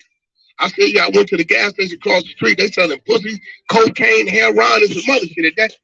Yeah, you have my studio. He said, OG, you all right? I said, I come from this shit don't bother me. So I come from. That nigga pulled up, nigga, and went in that motherfucker. Got to it. The nigga called me. He said, Unc, you know I control that area. I said, yeah. He said, who them niggas? So pretty much Wack had 6ix9ine do the track. He got the track. Now he could go around and kind of shop around whoever willing to take this bag to do this track. But he already done went to certain labels and like, hey, what if I can get 6ix9ine and Kodak Black? And people like, what? Nigga, you can't do that. Watch me. Just give me this amount of money. Watch I get these two together.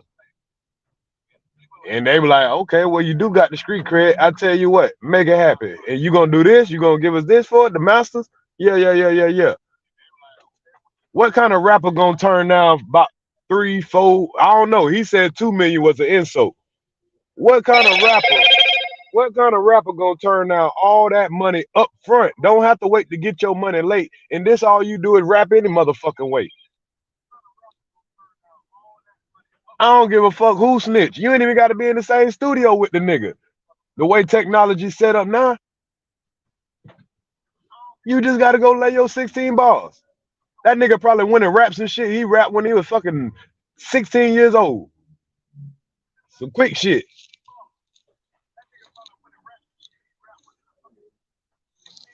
He was on the block. I said, what, down the street at the corner? Yeah, they with me. He said, I figured that. He said, what? You really? I say, look, nigga, ain't no backstart. I ain't been playing 2.5 decades or better. I ain't strong in.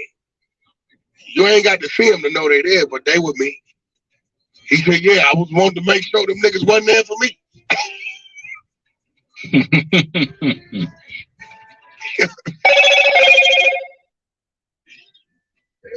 And it make it even more better because now I'm looking at, I'm like, damn, 6ix9ine got his own little vapes and shit. You know what I'm saying? He could have easily, promo. So I think because they keep mentioning vape shop and vapes, I think that the commercial and stuff like that is gonna be like promoting some kind of vapor or some kind of it could be like some kind of smoke shop or something like that. They're gonna, I don't know. But it's definitely gonna be some hood shit involved in this. Obviously. Plugged his shit, but man, this deal that they got off this film shit, this shit sounded crazy. Shit's finna go nuts. He just hit me, Kodak just hit me right now. Shit, he's bringing me gifts. Unc, I'll be out there next week. I got a gift for you.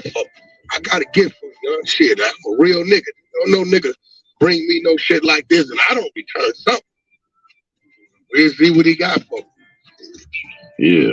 Oh, that's love for sure, man. I'm gonna be real, bro. Like, I wish the little homies was little nigga the best. You know what I mean? Y'all niggas do the time. I don't think he could be revived, bro. That's just me. You don't think who could be what? I don't think he could be.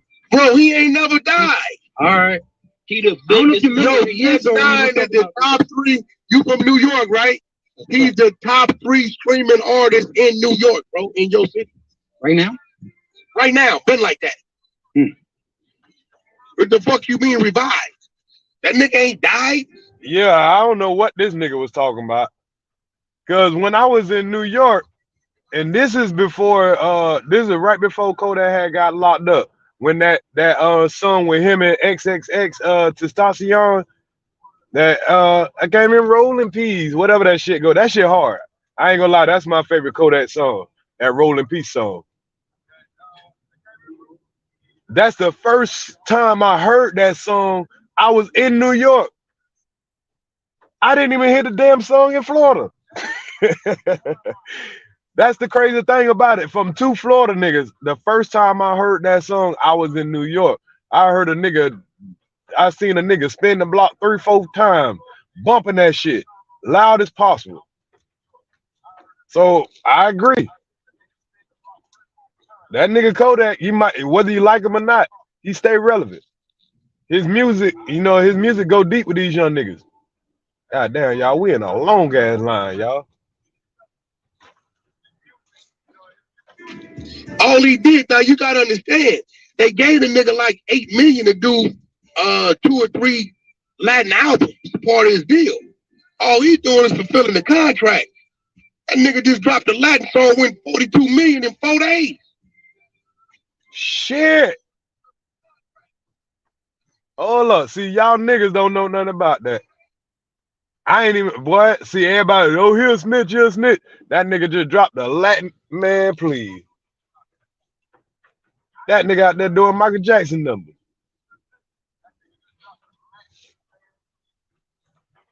Where the fuck he died at? Yeah, them some numbers. I ain't going. Them some numbers. He just took Anwell's bitch. The nigga just took Anwell's bitch. Where he died at? Sound like he finna be reviving niggas out here. Fuck you. Hey, that's the truth right there. All these niggas thought 6ix9ine was left for dead. He got his ass whooped in that gym and all that. Oh yeah, he definitely done now. Boy, that nigga revived himself, went over there to the Latin community. And this is what y'all niggas get for always letting niggas infiltrate the motherfucking rap game. Cause when y'all turn y'all back on them, they can just jump ship. They don't need y'all niggas. They don't need y'all niggas. This is what happened. Y'all let all type of niggas in the rap game and support all that bullshit. Now that man done jump ship. He's still making money. Niggas over here doing all that talking. Now he making more money. And y'all think he was supposed to shut his mouth so he could be like Bootsy? You sound dumb as fuck right now, Bootsy. You trying to be so goddamn gangster. Nigga, you better try to go do a song with 6ix9ine. But you rather have your motherfucking weak ass street reputation than to be able to set your kids up for the future. Over a fucking song, over a bullshit ass, myth ass reputation. These niggas would rather have street cred than have motherfucking parent cred. Boy, these niggas ass backwards.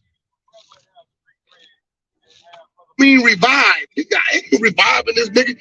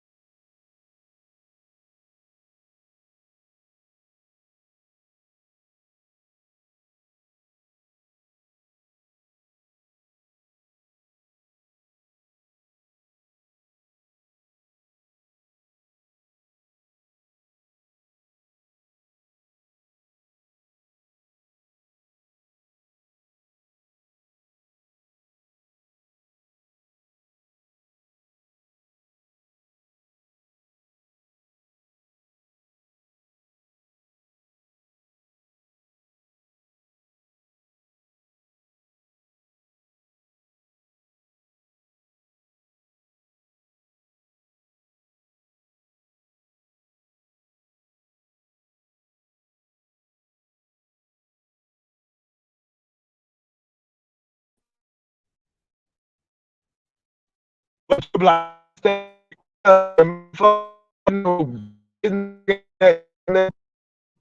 y'all niggas did all these crimes in front of me. Y'all did all these crimes.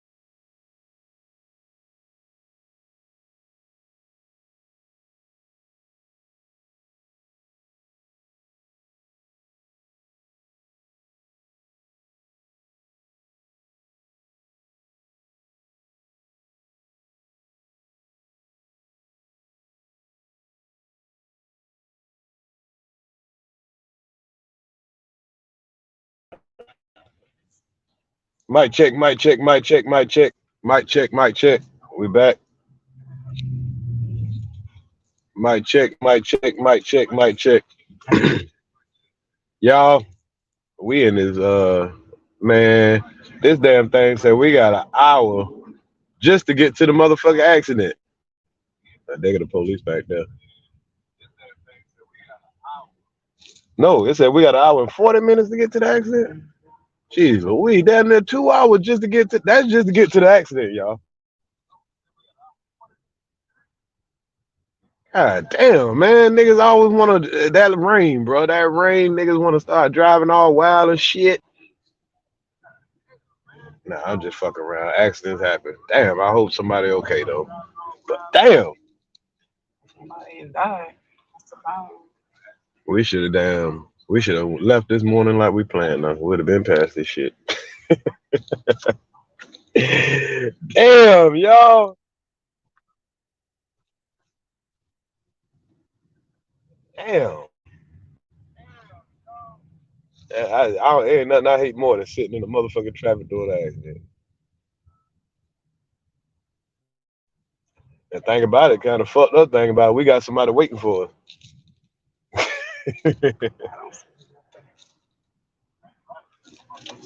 You gotta get off on If there's an exit up here, I'm getting off on that motherfucker. Yeah, that's the next one. Get off. That's the next exit right there. 14 miles. 14 miles. Shit, it'll take a damn day to get 14 miles. See, it's a road that travel right up the side. I think that's 17. 17 usually right up the side 95. Get out this regardless. Yeah, we getting off on this exit. We about to find another route. Yeah, folks don't know how to drive, man. Yeah, I'm about to get off on this exit because the GPS ain't trying to tell me how to get around this shit. But motherfucker, I know I can. If it's gonna take me an hour and 40 minutes just to get to that accident, motherfucker, we go on some kind of back road.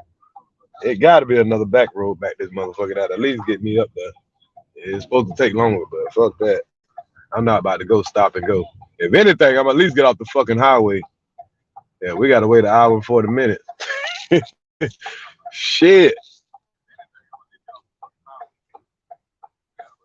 But anyway, let's get back to the content. And then he stand on this shit. He stand on it. You ain't stand on this shit, bro. These other niggas don't stand on their shit. They still lie about it.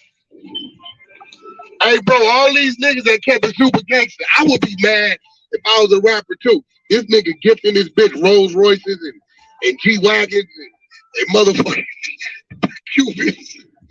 Right. If I was Boosie, yeah, I ain't gonna say I would be mad. I would be considering goddamn making the same goddamn move, nigga. You trying to be so tough that you want to pass up all this money. Now think about the bag that Boosie probably could have got for doing the same deal. If he just shut the fuck up, say, man, fuck this old super gangsta ass shit, nigga. I'm gonna take these 4-5 million or whatever, and I'm gonna go mind my goddamn. I'm gonna finish building my house. I'm gonna finish opening up my business because I think Boosie was doing some kind of business in Las Vegas. Shit. Nigga, you ain't never got paid no 2+ million for one fucking song, Boosie. You need to cut the cap. Nigga, you ain't never even went platinum, I don't think. Has Boosie ever went platinum? If he ain't never went platinum, bro, you ain't too rich to talk about you can't goddamn take a couple of million to do a song, nigga. You out there in LA doing features for 10, 20 bands, 30 bands, 40 bands, 50 bands, 100 bands. I don't know if it was even that much. That shit you did in the hood with them niggas, you probably only got 50 bands, if that, maybe 20. I got a homeboy that did a feature with Boosie.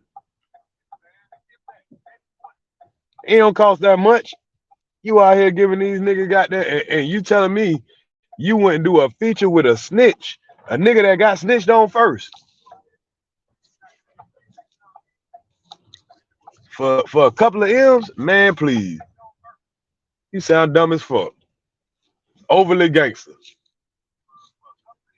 Nigga, I'm out here keeping it real, rapping every day, nigga. I got the tattoo on my nose, nigga. I can do 87 push-ups straight, nigga. I knocked 9 niggas out at the port, and I streamed 47 times in 8 months. This is the entertainment business. They swear they don't. Hey, that's a real show. I gotta watch that part, man. That nigga whacked this snap right now. These niggas got all this goddamn ego. All this fucking ego. He's out at the port, and I streamed 47. Where the fuck he died at? Yeah, them some numbers. I ain't going. Them some numbers. He just took Anwell's bitch. The nigga just took Anwell's bitch. Where he died at? Sound like he finna be reviving niggas out here.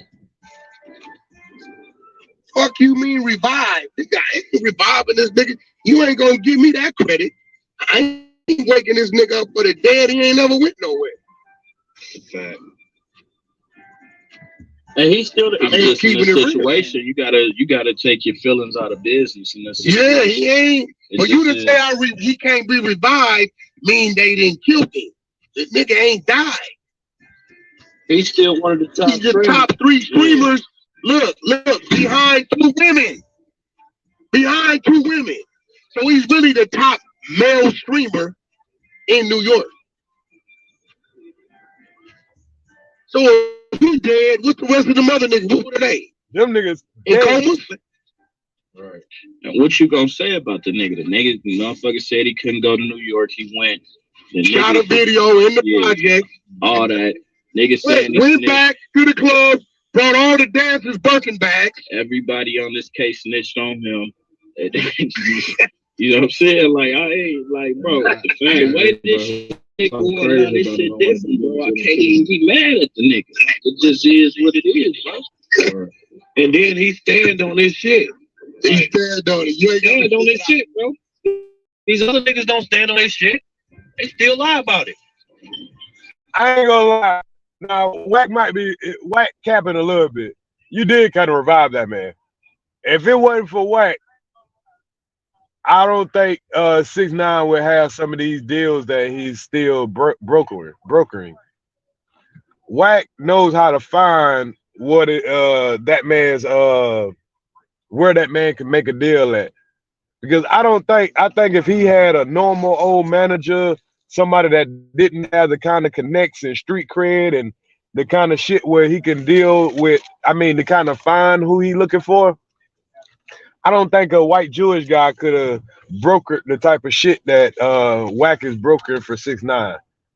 You know what I'm saying? I believe it was his idea for him to kind of switch over to the Latino community and do these Latino deals. So pulling him on, hooking him up with DJ academics and all that shit like that, you know what I'm saying? Letting that man get his voice out. When 6ix9ine came out, Wack had an interview with him straight up where they talked about it. Wack got there, put him on blast, put that man to the challenge. You got to see suit to David Johnson with a membership. You got to see 6ix9ine stand on this square about the shit. Nobody else wouldn't have gave him that opportunity. After he snitched, nobody wouldn't have touched him. But Wack has taken a lot of flack for that man for a minute now. Now you put your trust. I don't think Kodak Black would have did this deal if somebody else would have came to him that wasn't certified. Who else could have came and brokered this deal that y'all feel like would have made that happen?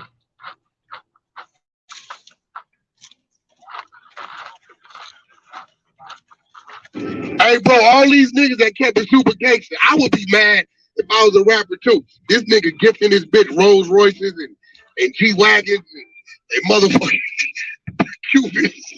Nigga, I'm out here keeping it real, rapping every day, nigga. I got the tattoo on my nose, nigga. I could do 87 push-ups straight, nigga. I knocked 9 niggas out at the port, and I streamed 47 times in 8 months. Yo, listen. This is the entertainment. This nigga say, I knocked 9 niggas out at the park and I streamed 48 times in 8 months. But a nigga just snitched, did a record, and did goddamn 42 million in a goddamn couple of months. And just made 3-4 million off of goddamn one song. One fucking song. Buffer. Mic check. But yeah, nigga make 42 million, make millions of dollars off of one song. Niggas don't make 4 million in their whole fucking career in rap. One fucking song, one verse, 16 bars. Can't hear me? Mic check. Mic check. Mic check. Mic check. Mic check. Mic check. Mic check. Mic check.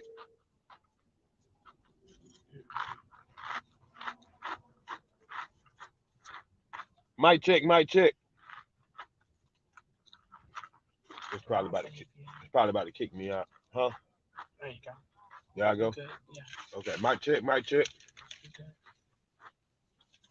Well, baby, I'm glad you got them chips, boy, because I'm hungry as hell over here. We should have ate before we left. I was eyeballing that damn Sonics, and I should have swung over there and got me a damn Conan. We knew better than this shit.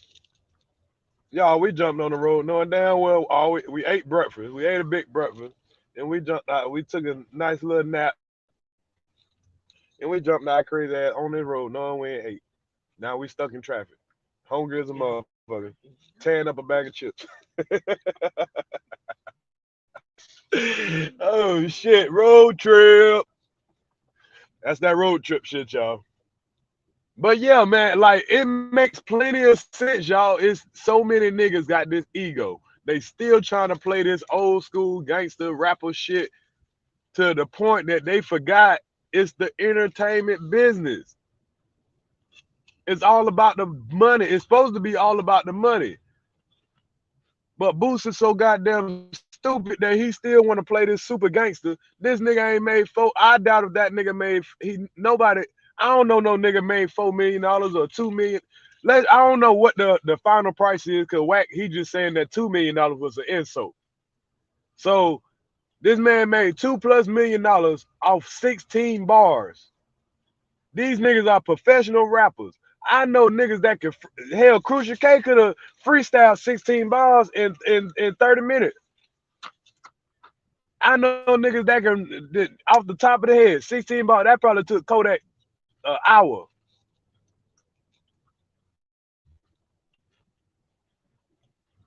It probably took Kodak an hour to throw that verse on there and get the fuck on. Who the fuck make $2+ million in an hour or two? Unheard of. Unfucking heard of. I work with a snitch.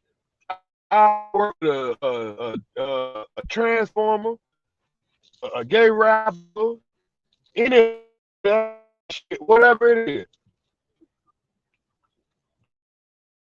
I work with anybody for that. Fuck niggas gotta be stupid. You guys hating on it, man. I mean, I keep it going. I'm gonna take you off Rocket Man. Bitch, Rocket Man ain't me $2 million. The fuck is you talking about? Hey, that nigga Boosie just be dumb shit. If Rocket Man ain't paid you $2 million, who gives a fuck if you gonna take this nigga out? Matter of fact, I'm gonna play the video where Boosie was responding to Kodak Black when he found out that he was doing a song with 6ix9ine. Nigga, money talking bullshit. Nigga, you full of bullshit, bro. Straight up. This shit is unheard of.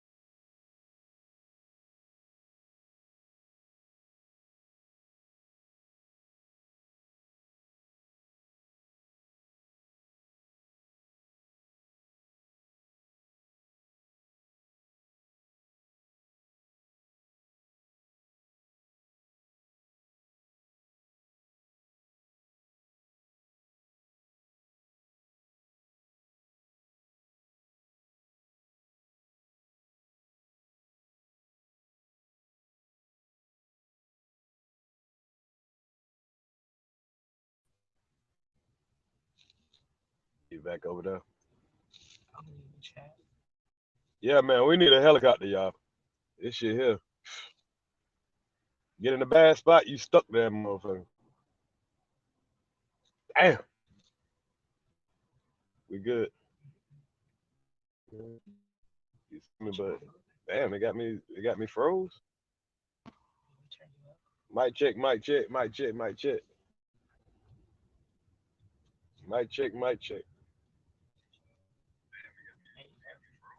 Oh, okay. Damn, y'all. I'm talking about we bumper and all that shit. I knew when we got in that bad spot, I was like, damn, I got 5 bars. Why this shit acting like that? We finally done start rolling a little bit. I think that thing lied to us talking about minutes of accident. That shit went around.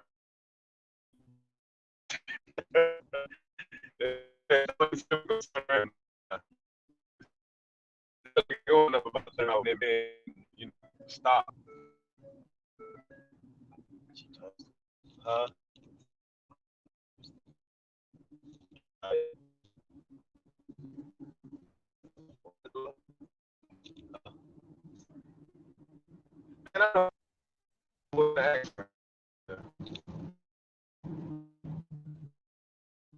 Let's get started.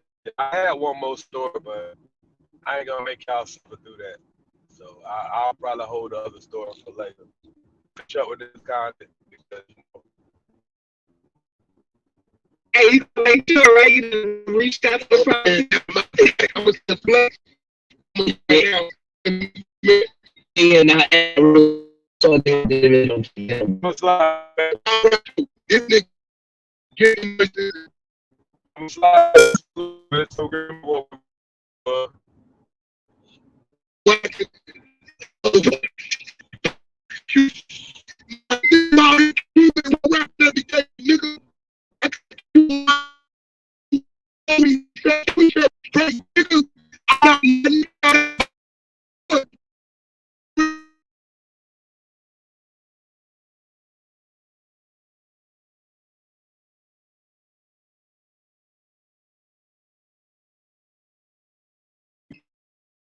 I said they swear that they don't play 9 in the club.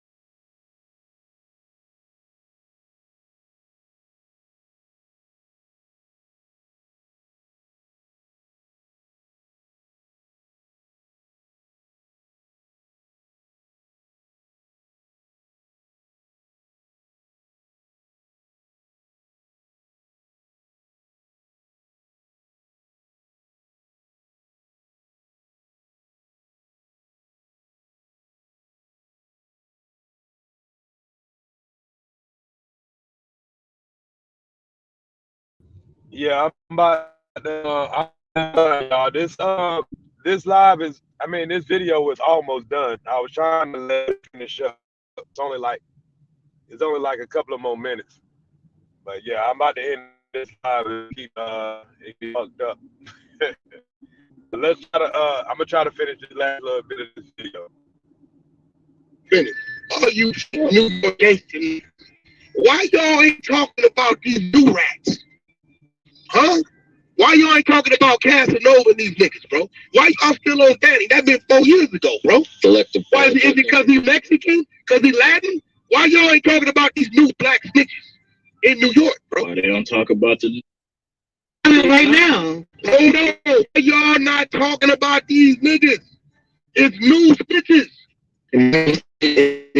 Gay allegations and all kind of shit. Why y'all not talking about these niggas? Because they niggas? Oh, so it's a racial line on what we gonna talk about if the nigga violate. So we gonna talk about the fresh ones, and we going back 48 months. That's the play. Hello? Yeah, I'm in the matrix. No, I'm gonna mention the other. Nah. That was selected about that. I mean, yo, I don't listen. I don't got no good. I already, you know what I'm saying? It is what it is. I don't got no problem with this shit. Nothing but them niggas not the podcast even putting them in that bag. What you think about when Shotty them mark his ass out at the arena? Mark was behind his curve line, right? I seen it, right? I know he was right. What you think of his thing? He said, hey, got a motherfucking guard on his phone. I looked for it the other day. Nigga got on the stand and told too late. He said, this nigga showing love for everything. They violated him twice. Now he and they're gonna keep digging him and cutting him. He said he should have turned on time. The nigga should have told. Oh shit! You should have told on time. Oh, I know that here.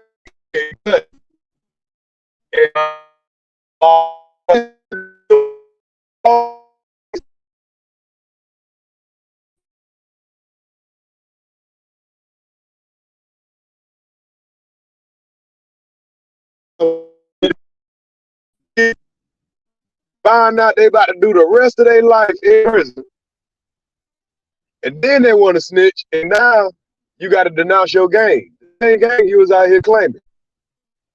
This man got to do the rest of his life looking over his back. It's a dangerous game out here, but everybody talking about 6ix9ine not taking 40 years, and he out here making $4 million a record, selling out 40 million records and shit. Man, 6ix9ine just paid away.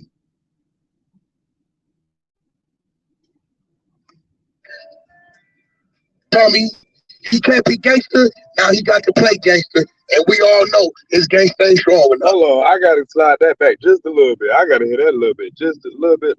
Hold on, ain't no damn way. Learn to wherever he's from. They violated him, cut him twice. Now he's denouncing this shit and gotta go do 15 years on these yards, and they're gonna keep jigging him and fucking him up and cutting him. He said he should have told on time. The nigga should have told quicker. Tommy, he can't be gangster. Now he got to play gangster, and we all know his gangster ain't strong enough. I'm out here eating lobster. Right? Buying my bitch Rolls Royce. Nigga, if you gonna tell with a benefit, nigga. Don't tell, nigga. You ain't getting nothing out of it. It make no sense. He should have just kept it gangster. Wow. He said, these niggas don't. That nigga said, I told him I'm out here eating lobster buying my bitches Rolls Royce.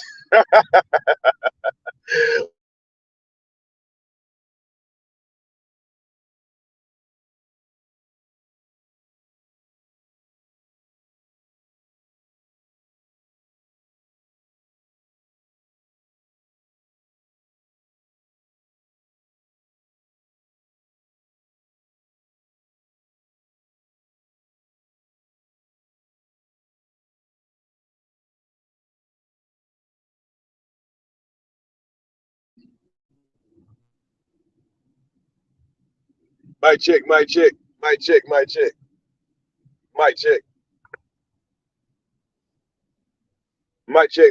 How about now? Okay.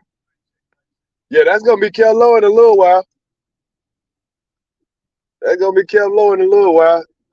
Keep trying to goddamn be all super gangster and all that. Keep throwing up all the gang shit and all that. Then you're gonna be right enough. Talking about, oh man, I should have just kept my music positive. Y'all niggas keep playing, man. Keep going down these motherfucking little Bootsy routes. That'll be Lil Bootsy in a minute. Man, I should have did a song with 6ix9ine, but I was too gangster. Dummy, you said whack, you right. I'm not a street nigga. Street niggas dumb as a motherfucker. You right. I admit. I didn't want to admit it, but you're right. I am not a street nigga. I definitely think different. I don't see, wait, hold on. You want me to take 47 years and I just heard on the record they set me up to get me robbed, kidnapped my mama, told my baby mama about the bitches I was fucking to fuck her, and they told the police I'm the one to arrange for this to happen and that to happen, and you telling me to get credibility for some niggas that can't take care of my kid for the next 40 years, I gotta keep it gangster? He said, whack, that shit didn't add up to me. But what's add up to me is this shit you see in this safe. See this whack? This about 30 million. I play with this shit. You can come back and take this shit. I ain't gonna feel it. This was adding up to me, whack. Now that nigga in there with some slices on it, all that peanut and jelly sandwiches, can't take blood no more, and that's what he in there for? That ain't adding up to me. His bitch down here getting fucked in Miami, he lost his crib already, that ain't adding up to me, whack. I'm just telling you, whack. You right, I'm an entertainer, whack. That's it. And what do you say about that? That man finally say, I ain't no gangster, man. Fuck that shit. I ain't no street nigga. Going in jail for some niggas that tried that kidnapped my mama. Niggas that told my bitch about me so they could fuck my bitch. Niggas that tried to kill me. You try to keep it too gangster and now look at you. Nah, that ain't adding up to nobody. This the life of a gangster, y'all. That's the life of a gangster.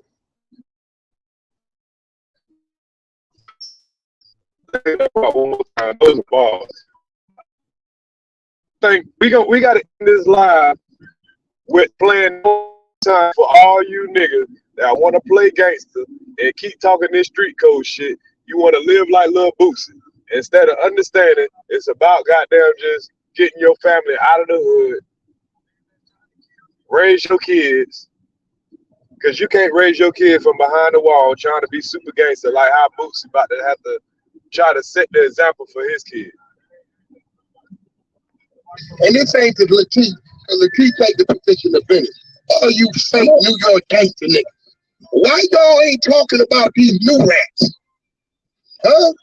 Why y'all ain't talking about Casanova these niggas, bro? Why y'all still on Danny? That been 4 years ago, bro. Why is it because he Mexican? Because he Latin?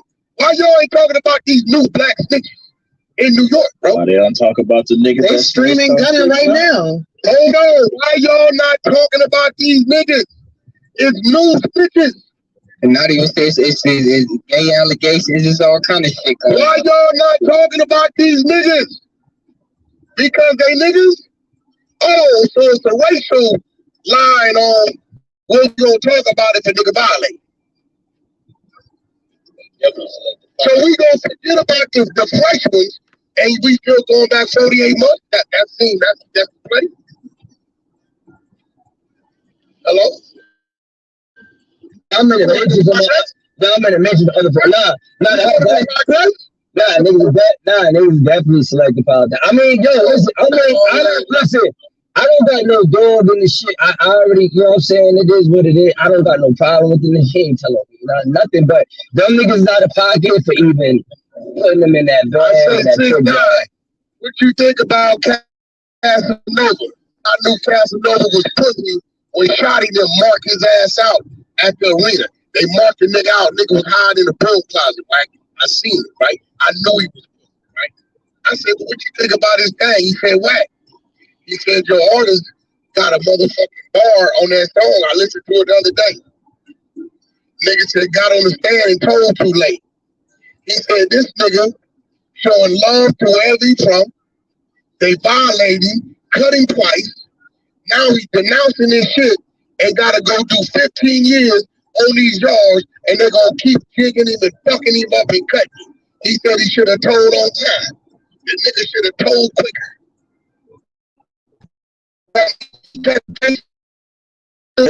We all know his gangsta ain't strong enough.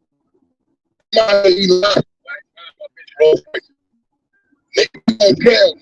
Tell the benefit, nigga. Don't tell, nigga. You ain't getting nothing out of it. It made no sense. He should have just kept the gangster.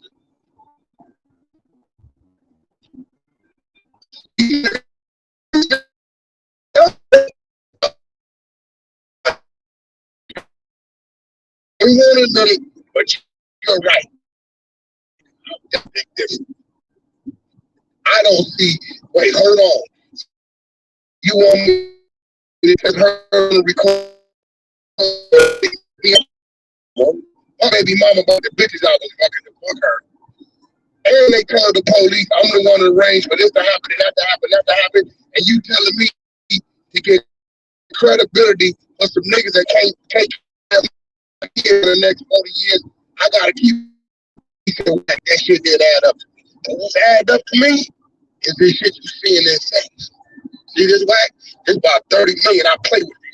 You can come back and take this shit. I ain't gonna feel it. This was adding up to me, man. Now that nigga in there with them slices on it, all that people in belly sandwiches, can't say blood no more, and that's what he in there for. That ain't adding up to me. His bitch down here getting fucked in Miami. He lost his crib already. That ain't adding up to me, man. I'm just telling you, man. You're right. I'm an entertainer, man. That's it. Yo. This is the biggest frame of thought. When's the new single come out, right? It come out today. Well, that's what's up. Hey, Ron, waiting on that motherfucker. You already know. I got it. As soon as Wax said that he was down in Miami. So the recent phone call. So yeah, I totally agree there, y'all. I totally agree there, man. Don't be too gangster when you go sit. You rather sit your ass in jail just so you can have the credibility of a bunch of niggas that don't give no fucks about your motherfucking ass. When you could be out here raising your kids, making good money. It look like snitches don't really get stitches. You know, because most niggas, they scared to fuck with a snitch anyway. They scared that the police might goddamn catch their ass. Fuck with a snitch, hell, what you think they gonna do? So, man, it is what it is. Y'all, we back flowing in traffic, y'all. Hey, I just seen some strange shit. And I know this totally off topic. I just seen two niggas walking down the highway. They going back the other way. They not going the way we going, right? They got a gas can in their hand, so obviously they ran out of gas. So it was a police that I see, he probably a quarter mile ahead of them with his lights on. But he's going backwards, so it looked like he's trying to go back to them. But them motherfuckers ain't stopping trying to go back to the police. Hey, they like, nigga, we don't need your help. Keep going. We'd rather walk to the next exit. Them niggas must got some weed in their pocket. I think I seen one of them with a rag around his neck. Then he had a black, looked like he had a black bandana around his neck. These niggas be too gangster to even ask for help. You'd rather walk miles to the next exit. You see the police trying to back up to try to come help you. And nigga like, fuck that shit, nigga. I'm too gangster to get in the police car. I'd rather walk 3 miles, get some gas, walk 3 miles, and come back, nigga, before I get in the police car. Boy, y'all niggas. Boy, y'all niggas too gangster for me, boy. I'm on it, man, please. Fuck them streets. Fuck them streets. So I had one more story, y'all. Do y'all want to hear the one more story? Do we want to take the chance of the I think we good on the signal, man. We back moving and everything. I think we can cover our last story. What y'all think? Y'all want me to cover this last story? Should we cover this last story? It ain't as long as that story that we just checked. But salute the Wax, salute the Clubhouse, Kodak Black, all them boys, man, for not just hey, man, fuck all that goddamn street politics shit. What's good, Deron? All right, y'all, we'll go ahead and cover the last story. So the last story is another rapper that is, another dumbass rapper. I just got to say that because we talked about this dumbass rapper a couple of weeks ago, too. The dumbass rapper that I'm referring to is Quando Rondo. We talked about Quando Rondo about 2 weeks ago. Quando Rondo had got caught up in a RICO charge. He got caught up in a RICO charge. They was trying to go get some weed or something like that. Got caught up in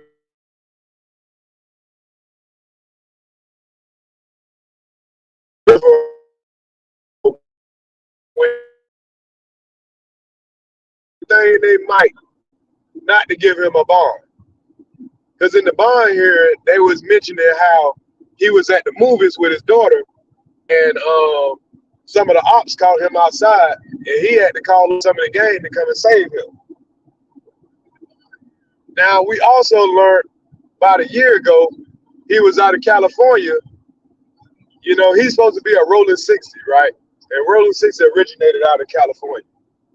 So he was out of California, and his homeboy, he must have did some bad business, because some niggas reached right over Quando Rondo and killed his homeboy right in front of him. They killed his homeboy right in front of him. Now, after that happened, Quando Rondo went out, got on the internet, denounced the gang. He ain't part of the gang no more. That's what he said. Turn around, he get caught up with a RICO charge with the gang. They let him out on bond. Now here's where the dummy does some more dumb shit. He gets in a wreck the other day because he overdosed on whatever drugs that he was on, and he crashes out. Could have killed somebody.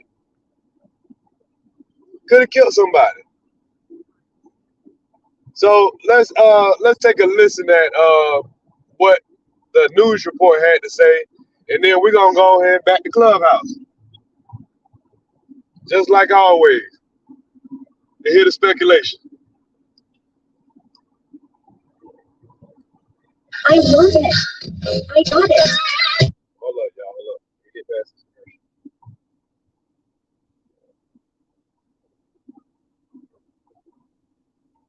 Y'all, like, this shit, like I say, this street shit, boy, and these niggas are setting the examples. They are setting examples. They said DUI. We about to hear it right now. Prosecutors want to revoke his bond. Now, court documents, one court. Hold up.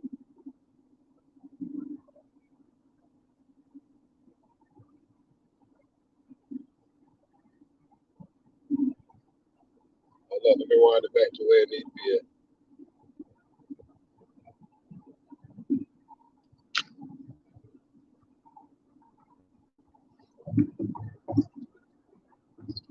Regardless of how y'all think I feel about Quando Rondo, I still wish nobody the best. That's right. Are calling for a Savannah rap star's bond to be revoked following a car crash in Chatham County. Joining me now in the studio to explain is WJCL 22 News' Greg Coy. And Greg, walk us through what led up to that crash. Good evening, bro. Rapper Quando Rondo, whose real name is Wayne Bowman, is accused of being one of the leaders of the Rolling 60s gang here in Savannah. Now, the recording artist is facing 4 felony charges in a 49-count indictment. They include a violation of the Street Gang Terrorism and Prevention Act. Bowman is facing drug and gang-related charges along with more than a dozen other people in Chatham County. A judge decided to grant him bond in June, his bail set at $100,000. Wednesday night, Savannah police tell us that he was involved in a car crash on the Truman Parkway. Now, another car was involved, but police have not said if anyone was hurt. Because of this accident, prosecutors want to revoke his bond. Now, one court document, prosecutors wrote that emergency services responding to the scene. Bowman was administered Narcan because he was exhibiting signs of an overdose. Prosecutors have now filed this subpoena to get a hold of his medical records from the hospital from the night of the crash. That hearing is scheduled for next Thursday, and he will be arraigned on those gang and drug charges in September. And Greg, why are they asking for this additional evidence? Now, the conditions of his bond state that he is not supposed to be in possession or using any illegal drugs. And that is why prosecutors want the results from any lab test for toxicology and blood alcohol. Now, if he violated any of these rules, prosecutors want his bond revoked and for him to go back to jail. Bowman's attorney telling me that he's not going to make any comments at this time. Couple things to point out.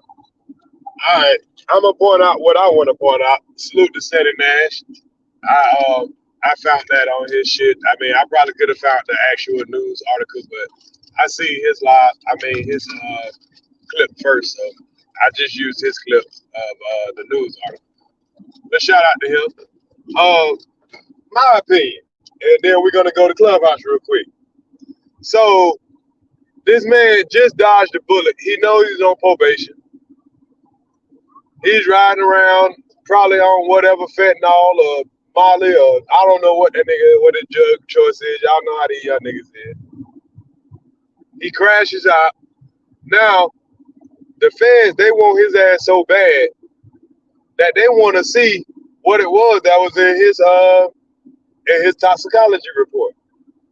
Now, I don't think he's locked up right now, but he got to come back to court for a review, and they want to revoke his bond. That's going to be one of the worst things for him. The last thing you want to do is try to fight your case from inside the jailhouse. He had an opportunity to fight his case from the comfort of his own home.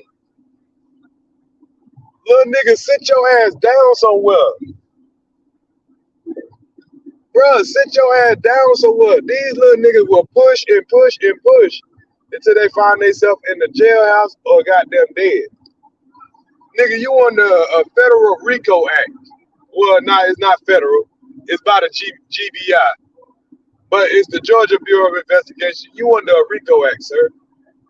Sit your monkey ass down somewhere. But let's see what has to be said about this from the perspective of Clubhouse. When I joined Siemens, everyone was supportive. Y'all know we got to go to Clubhouse with it. Clubhouse TV, we back with another one. In this one, we got Rack 100 reacting to Quando Rondo. Looks like he was involved in a car accident and he may have overdosed. So let's get to this content and don't forget to like, share, subscribe. Who that? Who got caught up? We was talking about I compared the Quando Rondo to Thug's brother, but Quando Rondo recently just got into a car accident out there in Savannah, Georgia. He OD'd and a Narcan was administered on the scene, so he's out on $100,000 bond. Wait, he OD'd? Yeah. Oh, he Rick? Yeah, they have to administer a Narcan on the scene. On what? Fentanyl? Now y'all know that Narcan. That's when they have to stick. Ain't that when they have to stick that thing in your chest to make you come back alive, baby? Yeah. That nigga was pretty much dead, y'all. The nigga OD'd. The nigga was pretty much dead. They had to bring this nigga back to life. Think about that, y'all. He out here playing with his life. After these folks get done with him, he probably gonna wish he was dead. Another rapper trying to about to overdose themselves. Fucking with this fentanyl. Fucking with that fentanyl.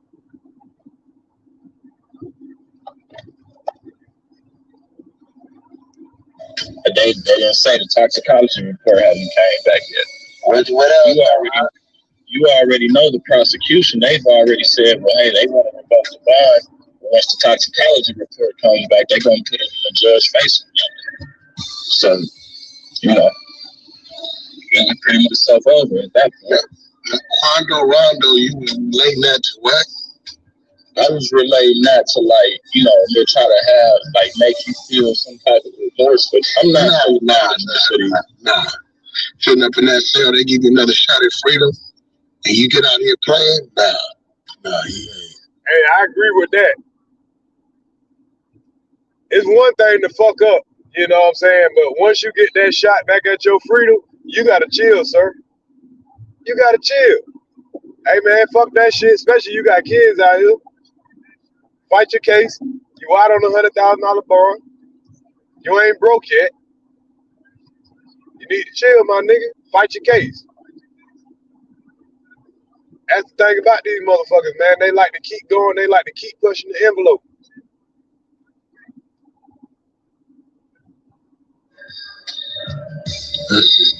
Yeah, because and like what I was saying about Thug Brothers, like man, like got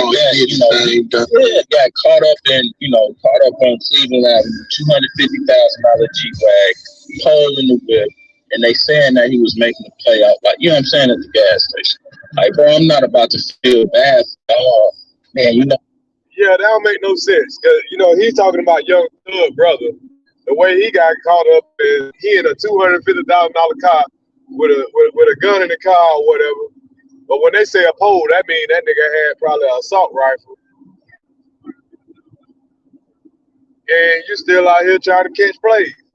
Y'all niggas don't know when to say.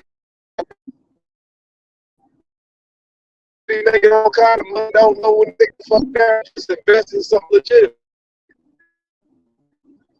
This shit ain't hard. There's niggas out here surviving with a regular everyday job, making what? I know niggas that surviving off $10, $20 an hour. And these niggas that have $250,000 in their pocket and still be out here trying to sell dope. Shit don't make no sense. Still be out here trying to gangbang and shit. Man, you gonna take that money and go invest in something and sit your ass down somewhere? Get out these folks' face. Start giving these folks this free prison time. It's one thing to fuck up one time, but these niggas, they don't know when to stop. The stipulation of that probation was stringent. They knew it was going to violate. I wouldn't even been nowhere around. Come on, man. It's your choice. Out of sight. You want to get out? Yeah, I'm out. This the problem.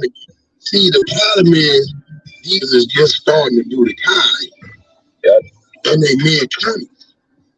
By the time we got 10 years or better, we like, look, we didn't dodge that bullet, stay low. They better be glorified still. That's crazy. I'm tripping. And that's a fact, y'all. If a nigga really been out here in the street, see, this is why when I be seeing these niggas that they be super wilding out, I'm like, oh, I know why you wilding out. You ain't never did no time. See, real niggas that done been out here in the streets, they didn't start gang banging when they was fucking 20 and 25 and all this shit like all these new niggas and shit. If you started if you was really thugging and really in the streets, it probably was from day one, from an adolescent. Probably 10, 11, 12, you seen shit that most people ain't seen. You probably done been up the road to juvenile camps, all that type of shit. Probably a young age. So by the time you get out of prison doing your bid or whatever, because when I went to do my bid, it was a lot of young guys that, that I knew from the streets was coming in to do their bid around the time I was.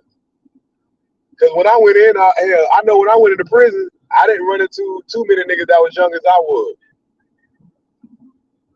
But when these young dudes coming into prison, by the time they done with their 3-5 years, and you in your mid-20s, niggas, man, like, man, please. Or niggas that got 10 years on their first bid, then they get out and think twice about how they pick up guns and how they, get out here in the streets and shit. But these niggas that never got caught, never did no time, you'll notice them niggas try to run around like it's a shield or a badge or something. They still got something to prove. They still giving credits to niggas. They still acting like niggas that just got out for 10 years. Yo, OG. Them niggas like, man, I ain't with that shit. See, that's why a dumbass nigga like Kevlo ain't learned his lesson. He did that one funky ass year. He jumped right out, started throwing up gang signs and throwing up flags all over again. Just stupid. He'll take to his ass looking like Quando Rondo for the nigga to learn his lesson. Yeah, he gonna get it revoked. We could play this audio again. Y'all got that ride for 9. I told y'all last night I'm 10 times. Yeah. I'm 10 times. I think they're trying to mean it. Ride for 9. They made that scene that. Yeah, he hit his mama 10 times, man. They telling that nigga come on back. Boy, stop hiding. Is she still out there in Louisiana, or is she? Yeah. Hit her right down there near the first quarter. And yeah, Is she still alive? Or they hit her in the freestyle. Yeah, she's still alive. But oh yeah, they have to get her, but they hit her. Fuck her rap, fuck all that. It's everything. That's all. She was in this truck too. Shit. And Mark, he need to get up out of there. Get his folks up out of there. BJ, you can run that audio real quick. Let me try to find this rap for now. Great Savannah rap star's bond to be revoked following a car crash in Chatham County. Joining me now in the studio to explain is WJCL 22 News' Greg Coy. And Greg, walk us through what led up to that crash. Good evening, Brooke. Now, rapper Quando Rondo, whose real name is Quayne Bowman, is accused of being one of the leaders of the Rolling 60s gang here in Savannah. Now, the Atlantic recording artist is facing 4 charges and a 49-count indictment. Hold on. Stop that. Oh, this is what I be telling niggas. Did you catch what that man said? That we know is furthest from the truth? One of the leaders of the Rolling 60 gang. What did they say Young Thug was? A leader? Boy, here it comes. You know. Here it comes. Here it comes. Keep it playing. Documents, one court document. Prosecutors wrote that emergency services responded to the scene. Bowman was administered Narcan because he was exhibiting signs of an overdose. Prosecutors have now filed this subpoena to get a hold of his medical record from the hospital from the night of the crash. That hearing is scheduled for next Thursday, and he will be arraigned on those gang and drug charges in September. And Greg, why are they asking for this additional evidence? The conditions of his bond state that he is not supposed to be in possession or using any illegal drugs. And that is why prosecutors want the results from any lab test for toxicology and blood alcohol. Now, if he violated any of these rules, prosecutors want his bond revoked and for him to go back to jail. Bowman's attorney telling me that he's not going to make any comments at this time. Yeah, so there you have it right there, man. It's just not looking good for the nigga, for real. I ain't gonna lie. It's not looking good. Yeah, it ain't looking good for Quando, man. Man, the young man can't get a break. But a lot of his shit is self-inflicted, though. Quando Rondo is one of the lucky ones, y'all. He's one of the lucky dudes. Salute, Unity. Quando Rondo is one of the lucky. I'm going to tell you why.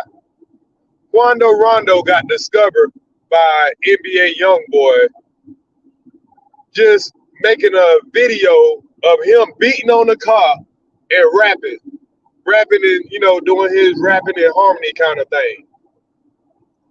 He got discovered off of YouTube. I think it was Instagram or Facebook, one of them, for beating on the car and singing his tunes like that. He signed to NBA YoungBoy and overnight made a song and blew the fuck up. Had a nice little career going on tour with what's the name and all that. And, things were going okay for him. Then he had a back and forth with King Von and his crew. Messed around, had a situation in Atlanta where King Von got killed because of some of his bullshit. Now, everywhere this man can't do no shows nowhere because it ain't safe for him. Nobody want to book him because they feeling like Dirk or anybody, the people that got something to do with that, they feeling like it might become a problem. The first show that he tried to do after that situation, he tried to do a show in like Waycross, which is a very small, area or whatever, not too far from Brunswick. And he tried to do the show, and I think that when they went to the store across the street, the shit got shot up. The car got shot up. I think only one person got hit. And, nothing was serious, but this is showing that, it's not safe for the man to go around no more. So you know that this man is losing money. What else do you know? Then he's out there in California, and and then his homeboy get killed right in front of him. I mean, literally right in front of him. Niggas literally reached right over him and killed his homeboy in front of him. Now he's facing the damn RICO charge, and they out here calling him the leader of the 60s Crip. Well, before that, he tried to denounce the game, but I don't think they'll let him do it. I think they told that nigga, you better have all the money. I think the nigga get distorted. So he's claiming that he denounced the gang, but obviously he's still repping the Rolling Sixes Crip game in Savannah, Georgia. So now they got the nigga caught up on the 49 count indictment, which is going to be very hard. They trying to put his name at the top of that motherfucker. You know somebody gonna snitch and blame it all on him. Why not? That's what they gonna say. Then he gets out on bond, damn near overdose, and now they wait for a toxicology report. They're waiting on a toxicology report so they can lock his ass back up again for violating his probation. And they can take their slow time with bringing that nigga court trial up. Now he got to fight it from outside.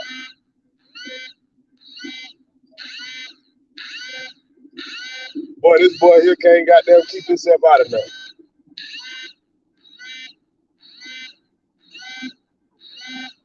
I don't know what it is.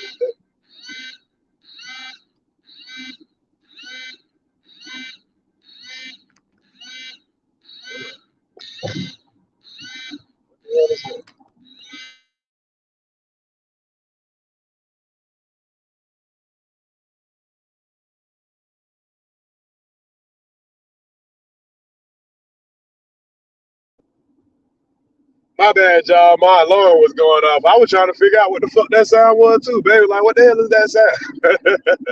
That my bad. My alarm started going off, and I didn't notice it.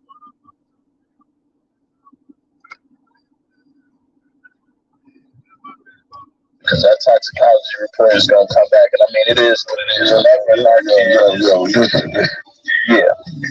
Did you catch the play? Yeah, you know, they already painted the narrative. What is the report going to say in front of the judge? That he's a leader of the Rolling 60 gang and he overdosed a vehicle. A vehicle that could have what? Caused and killed somebody. He was already in jail for what? And then y'all let him out, and now he just could have possibly killed and harmed innocent people. A gang what? Gang leader. Yeah, they lining his ass up. And you know what they get to saying. I mean, it was further furtherance of the game. Niggas start hitting you with shit like that, it's over with. Oh yeah. Bring your ass up here, homie. I don't mind you joining the warning show. This nigga right here just said the most ugly shit in the motherfucking world. Homie, big homie, 2 times. Motherfucker, what you mean they don't got the police report? Once the arrest was made, they how the fuck you think it got to the news? Yeah, that's crazy. There we go. That is crazy. So a nigga came in the room windmilling for Rondo. A nigga without the information talking about they don't have the police report. How the fuck they ain't got the police report but it's on the news?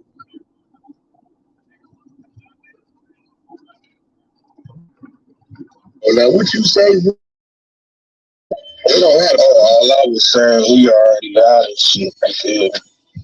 Bro, listen, he already out of what? He already out of time. He wasn't never taken into custody. Yes, he was. He got to go back in front of that judge. When they write that report, full review, he going back in front of that judge. Right. See what this dude here that just came up, He's supposedly be from Savannah, Georgia, right? So when the accident happened, of course, Quando Rondo just probably got a regular DUI. You go to jail, you get the bond out.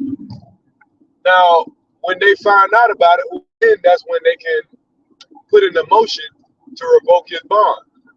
But in order for them to revoke his bond, they got to wait for the toxicology report to come back, so they can bring it in front of the judge and say, hey, this is why we're revoking his bond. Because other than that, it'll just be just like another DUI. Like they say they had to revive him. They probably, gave him a DUI and it was done. Nobody got hurt.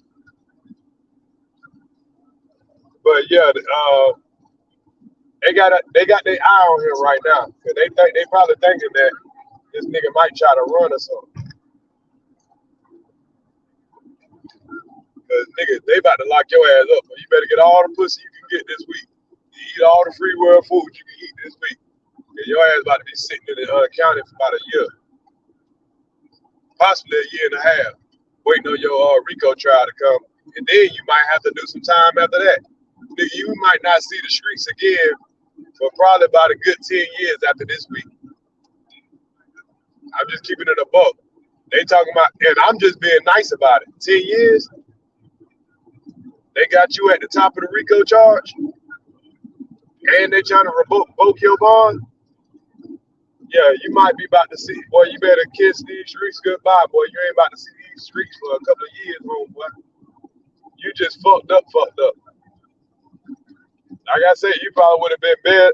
Them folks revived your ass. They should have left your ass dead. I ain't lying.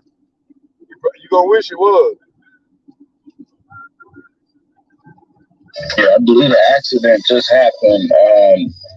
Yesterday or so. So I mean, that's Wednesday. Yeah, for Wednesday he got locked up, and he just got out around 1 o'clock yesterday. He's saying he got locked up from the scene. He got locked up from the hospital. Oh, so he might be one of them people then. Nah, shit. My ass, everything he been doing to show signs that he saw. Huh? Yeah, but I mean, I can't cap on that. Wack got a point there. They let the nigga out from the hospital, and he part of a RICO charge. That nigga showed every sign that he saw.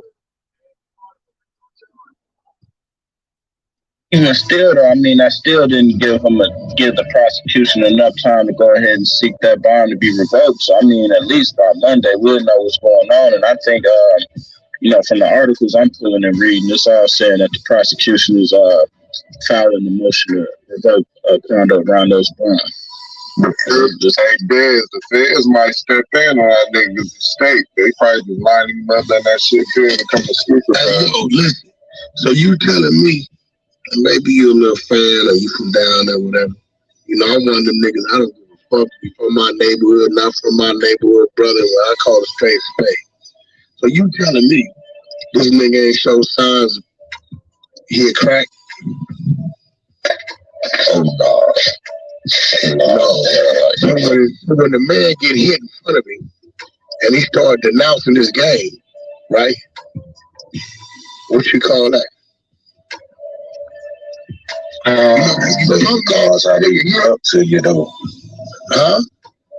That's playing the cards how they dealt to you. But that had nothing to do with his game. That just had something to do with his man doing bad business. That's why they come from his man and not him. They could get him too. You must be from out there, homie. You from out in Savannah. He definitely from out there. He from out there. He a fan. Nah, I'm from Savannah. You feel me? There you go. He a fan. Yeah, who can tell? You telling me? Let me get this right. I want to get this right. You telling me that dude is his character and what he showed from all the situations that would happen around him. You telling me that besides the stress?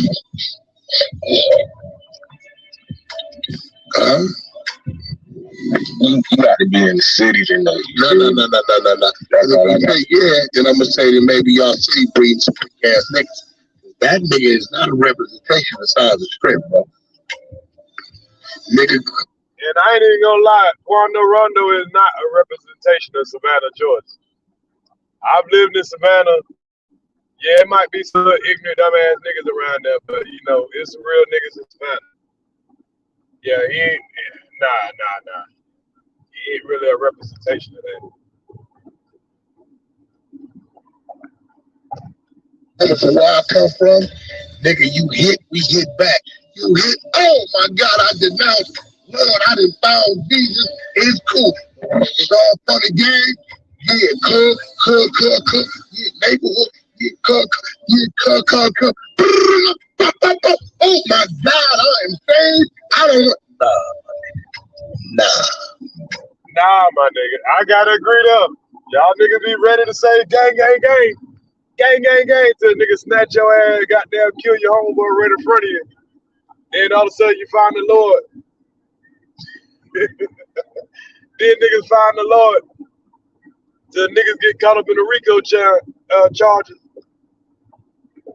Then they want to worry about their kids.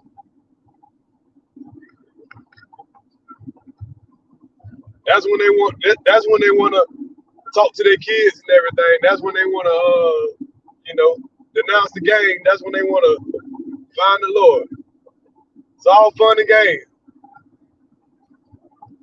Till she hit the home, till she hit the fan. Yo. We seen when this homie got killed in the same vehicle he was in, and they was outside. Homie, let me keep it 100. Was he doing too much with them police? I want to see if he gonna keep it gangster. Was he doing too much talking with them police, homie, when his man got hit? Hey, you hit that on the head, though, you feel? Yeah, wrap it back up and go on to the drawing board. No, homie, I wanna see if you gonna keep it real. Oh no, I'm keeping it real with you, right? You know, you say stuff you want to talk to him about. Okay, now homie, really, for your city, based upon that infraction alone, it can never be a sign of strength coming from where y'all come. You understand what I'm saying? We're just talking politics now, not personal. Okay, I get politics. Yeah, the politics. Yeah, the politics is politics. Yeah, the politics. That's all I'm saying. Yeah, I ain't gonna say you here from Savannah. Let me get those and niggas understand that ain't how everybody moves down there.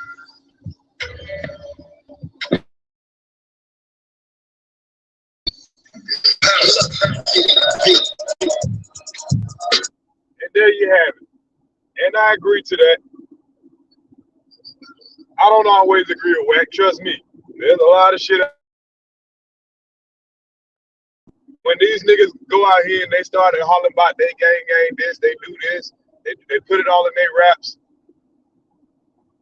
You can't go back when your homeboy get murdered in front of you. Oh, ain't no use of trying to find God now. You know what you signed up for. When the RICO charge come for you, oh, don't look for Jesus now. You knew what you signed up for.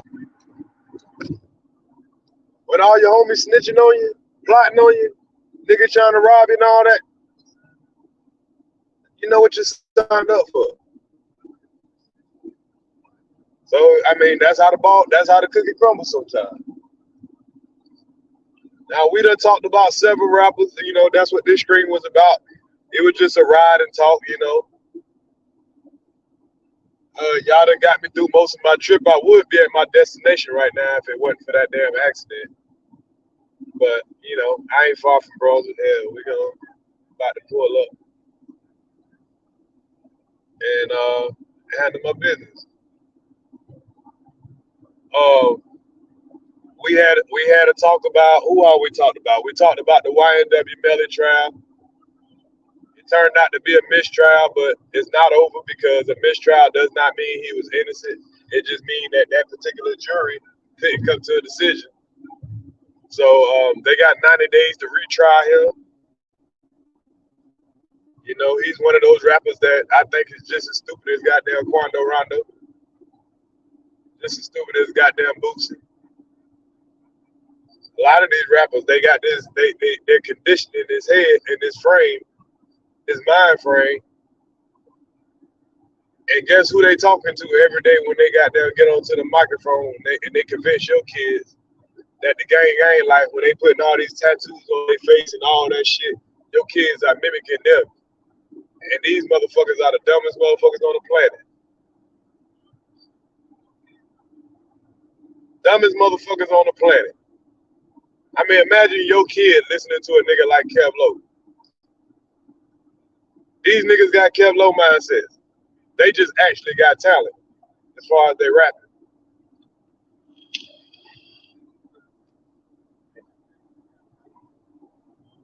So in 90 days, there's gonna be a retrial for YNW Melly. If y'all haven't caught that part, y'all rewind it to the beginning. Y'all go back and check out the replay. We talked about Gilly. Gilly is a respected rapper.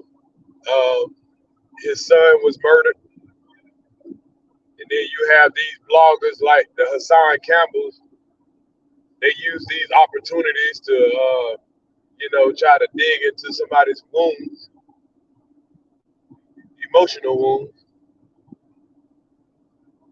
Then we had a conversation about, what was the other story that we talked about? Kodak Black and 6ix9ine, they decided to do a track together. And those super gangster Bootsy, he wants to ridicule Kodak Black for taking millions of dollars to do one track, to do 16 bars, something that it probably took him an hour or two. This man got at least $2 million. Wack said even $2 million was an insult. So I think Wack must have got these boys $3, $4, maybe $5 million to do one song.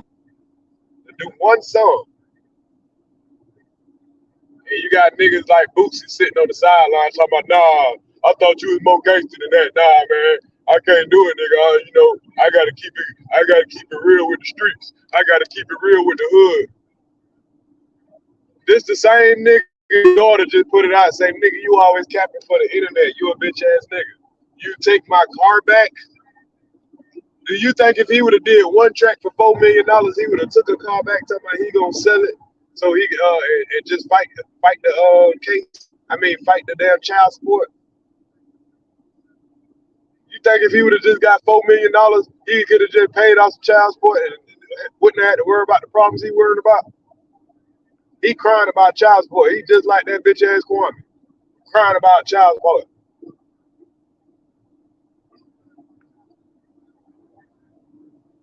Crying about child support.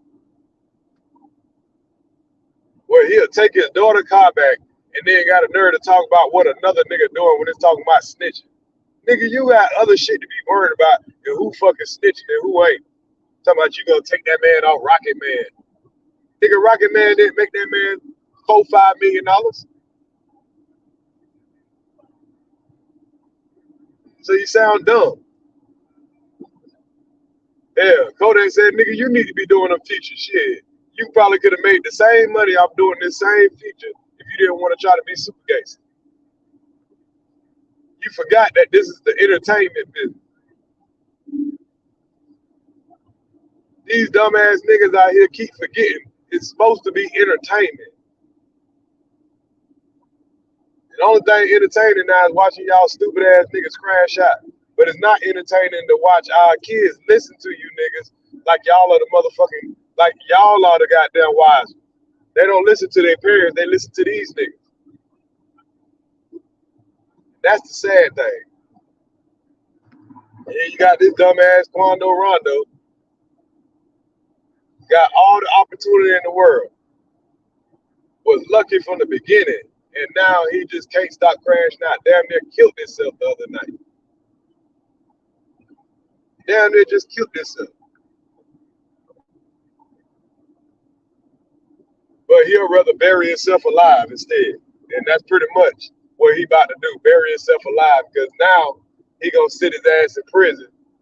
He gonna get out in probably 10, 15 years, 20 years, back and forth out of prison and shit. That man have been locked up his whole life as a juvenile. That man ain't got past the 7th grade, is what he said. Now, as an adult, he got to experience success.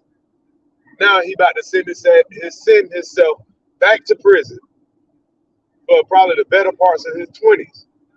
He spent most of his teens in jail. Now he about to go spend most of his 20s in jail. Probably get out in his 30s or 40s and look back. He gonna be broke. Everybody gonna be dead that was his friends, either dead or locked up. And he gonna be out there probably goddamn still addicted to whatever the fuck he was on. Or he might be out here teaching kids not to fuck up the way he did. I don't know that man's future. But it's sad that he had to go through it this way. But a wise man learns from other people's mistakes. So I'm hoping that these young kids start learning from these rappers' mistakes instead of just learning from, oh, that nigga look rich. I want to go do it. He a real nigga. He went to prison for killing somebody. He a real one. So if YNW Melly fuck around and get another mistrial, they not gonna try him again. And he gonna get out. And guess what? He gonna look like the biggest fucking hero. He gonna look like the biggest hero you ever seen. Just like how they looked at Boosie as some kind of super gangster hero when he got found when he beat this the 5 murder charges where he done allegedly paid a 15-year-old boy to kill all these people and throw away his life. That boy, 15 years old, Marlo Mike, was alleged to take all the hits that Boosie put out for $10,000 a piece. That wasn't nothing. But that little man lost his life. All those people lost their life, including Boosie's baby mama's brother. He's supposedly responsible for killing Boosie's baby mama's brother, his own daughter's uncle. Now he hear about a dude killing his 2 best friends, and he want to be the main one in court. He want to be looked at as the real nigga in court that supported a nigga because he bought you some chips in the magazine. You met a man one fucking time, and he in here for killing his best friends, and you want to be seen as this super gangster, and here you is at court supporting this bullshit, pumping this poison into the kid's head. He got kids himself, and this is the leadership he's showing. Oh, keep it gangster, always keep it gangster. 40-something-year-old fucking man, and he's supposed to be keeping it gangster and walking around with a gun in his waistband, and now you keeping it so gangster that you about to send your dumb ass right back to fucking prison. Lose all kind of millions, but you want to talk about 6ix9ine snitching, and this man is goddamn still feeding his family, but you leaving your family trying to keep it gangster. Fucking dumbest shit in the world. And that's why I tell these niggas, fuck them and their streets politics. Because when I was in prison, ain't none of these bitch ass niggas from the streets goddamn trying to help me out. When I got home, ain't a nigga gave me shit. I got everything back out the fucking mud like I got it before I left. These niggas only love you when you're up. When you're down, niggas want to spit on you and put you out. So niggas can't never come with me with that motherfucking street politics bullshit no more. Give a fuck what these niggas talking about. But anyway, that's the conclusion of the show, y'all. I'm almost at my destination. And plus we've already been on here for 3 hours. So I appreciate y'all who rocked out with me. I know we had a rough battle because it was we got kicked a couple of times, you know, but the people who rocked with me the whole time, I appreciate y'all. I hope all of y'all done hit the like button. If you haven't catch the whole thing, there was some interesting things that we talked about at the beginning of this, so you know, go watch the replay, you know. So I'll catch y'all a little later. Y'all have a good one. Week made 912. I'm out, y'all. Earz, salute to the people who hit the super chat, who hit the cash app. It's Deepa, and Marta Lisa. I appreciate y'all. Like always, And I appreciate y'all for just enjoying my content, man. Hey, without y'all, it wouldn't be no me. I would be here talking to my damn self. Salute to all the mods. Salute to all the members. And make sure y'all hit that like button. And I'm out of here. See y'all a little bit later on the way back home.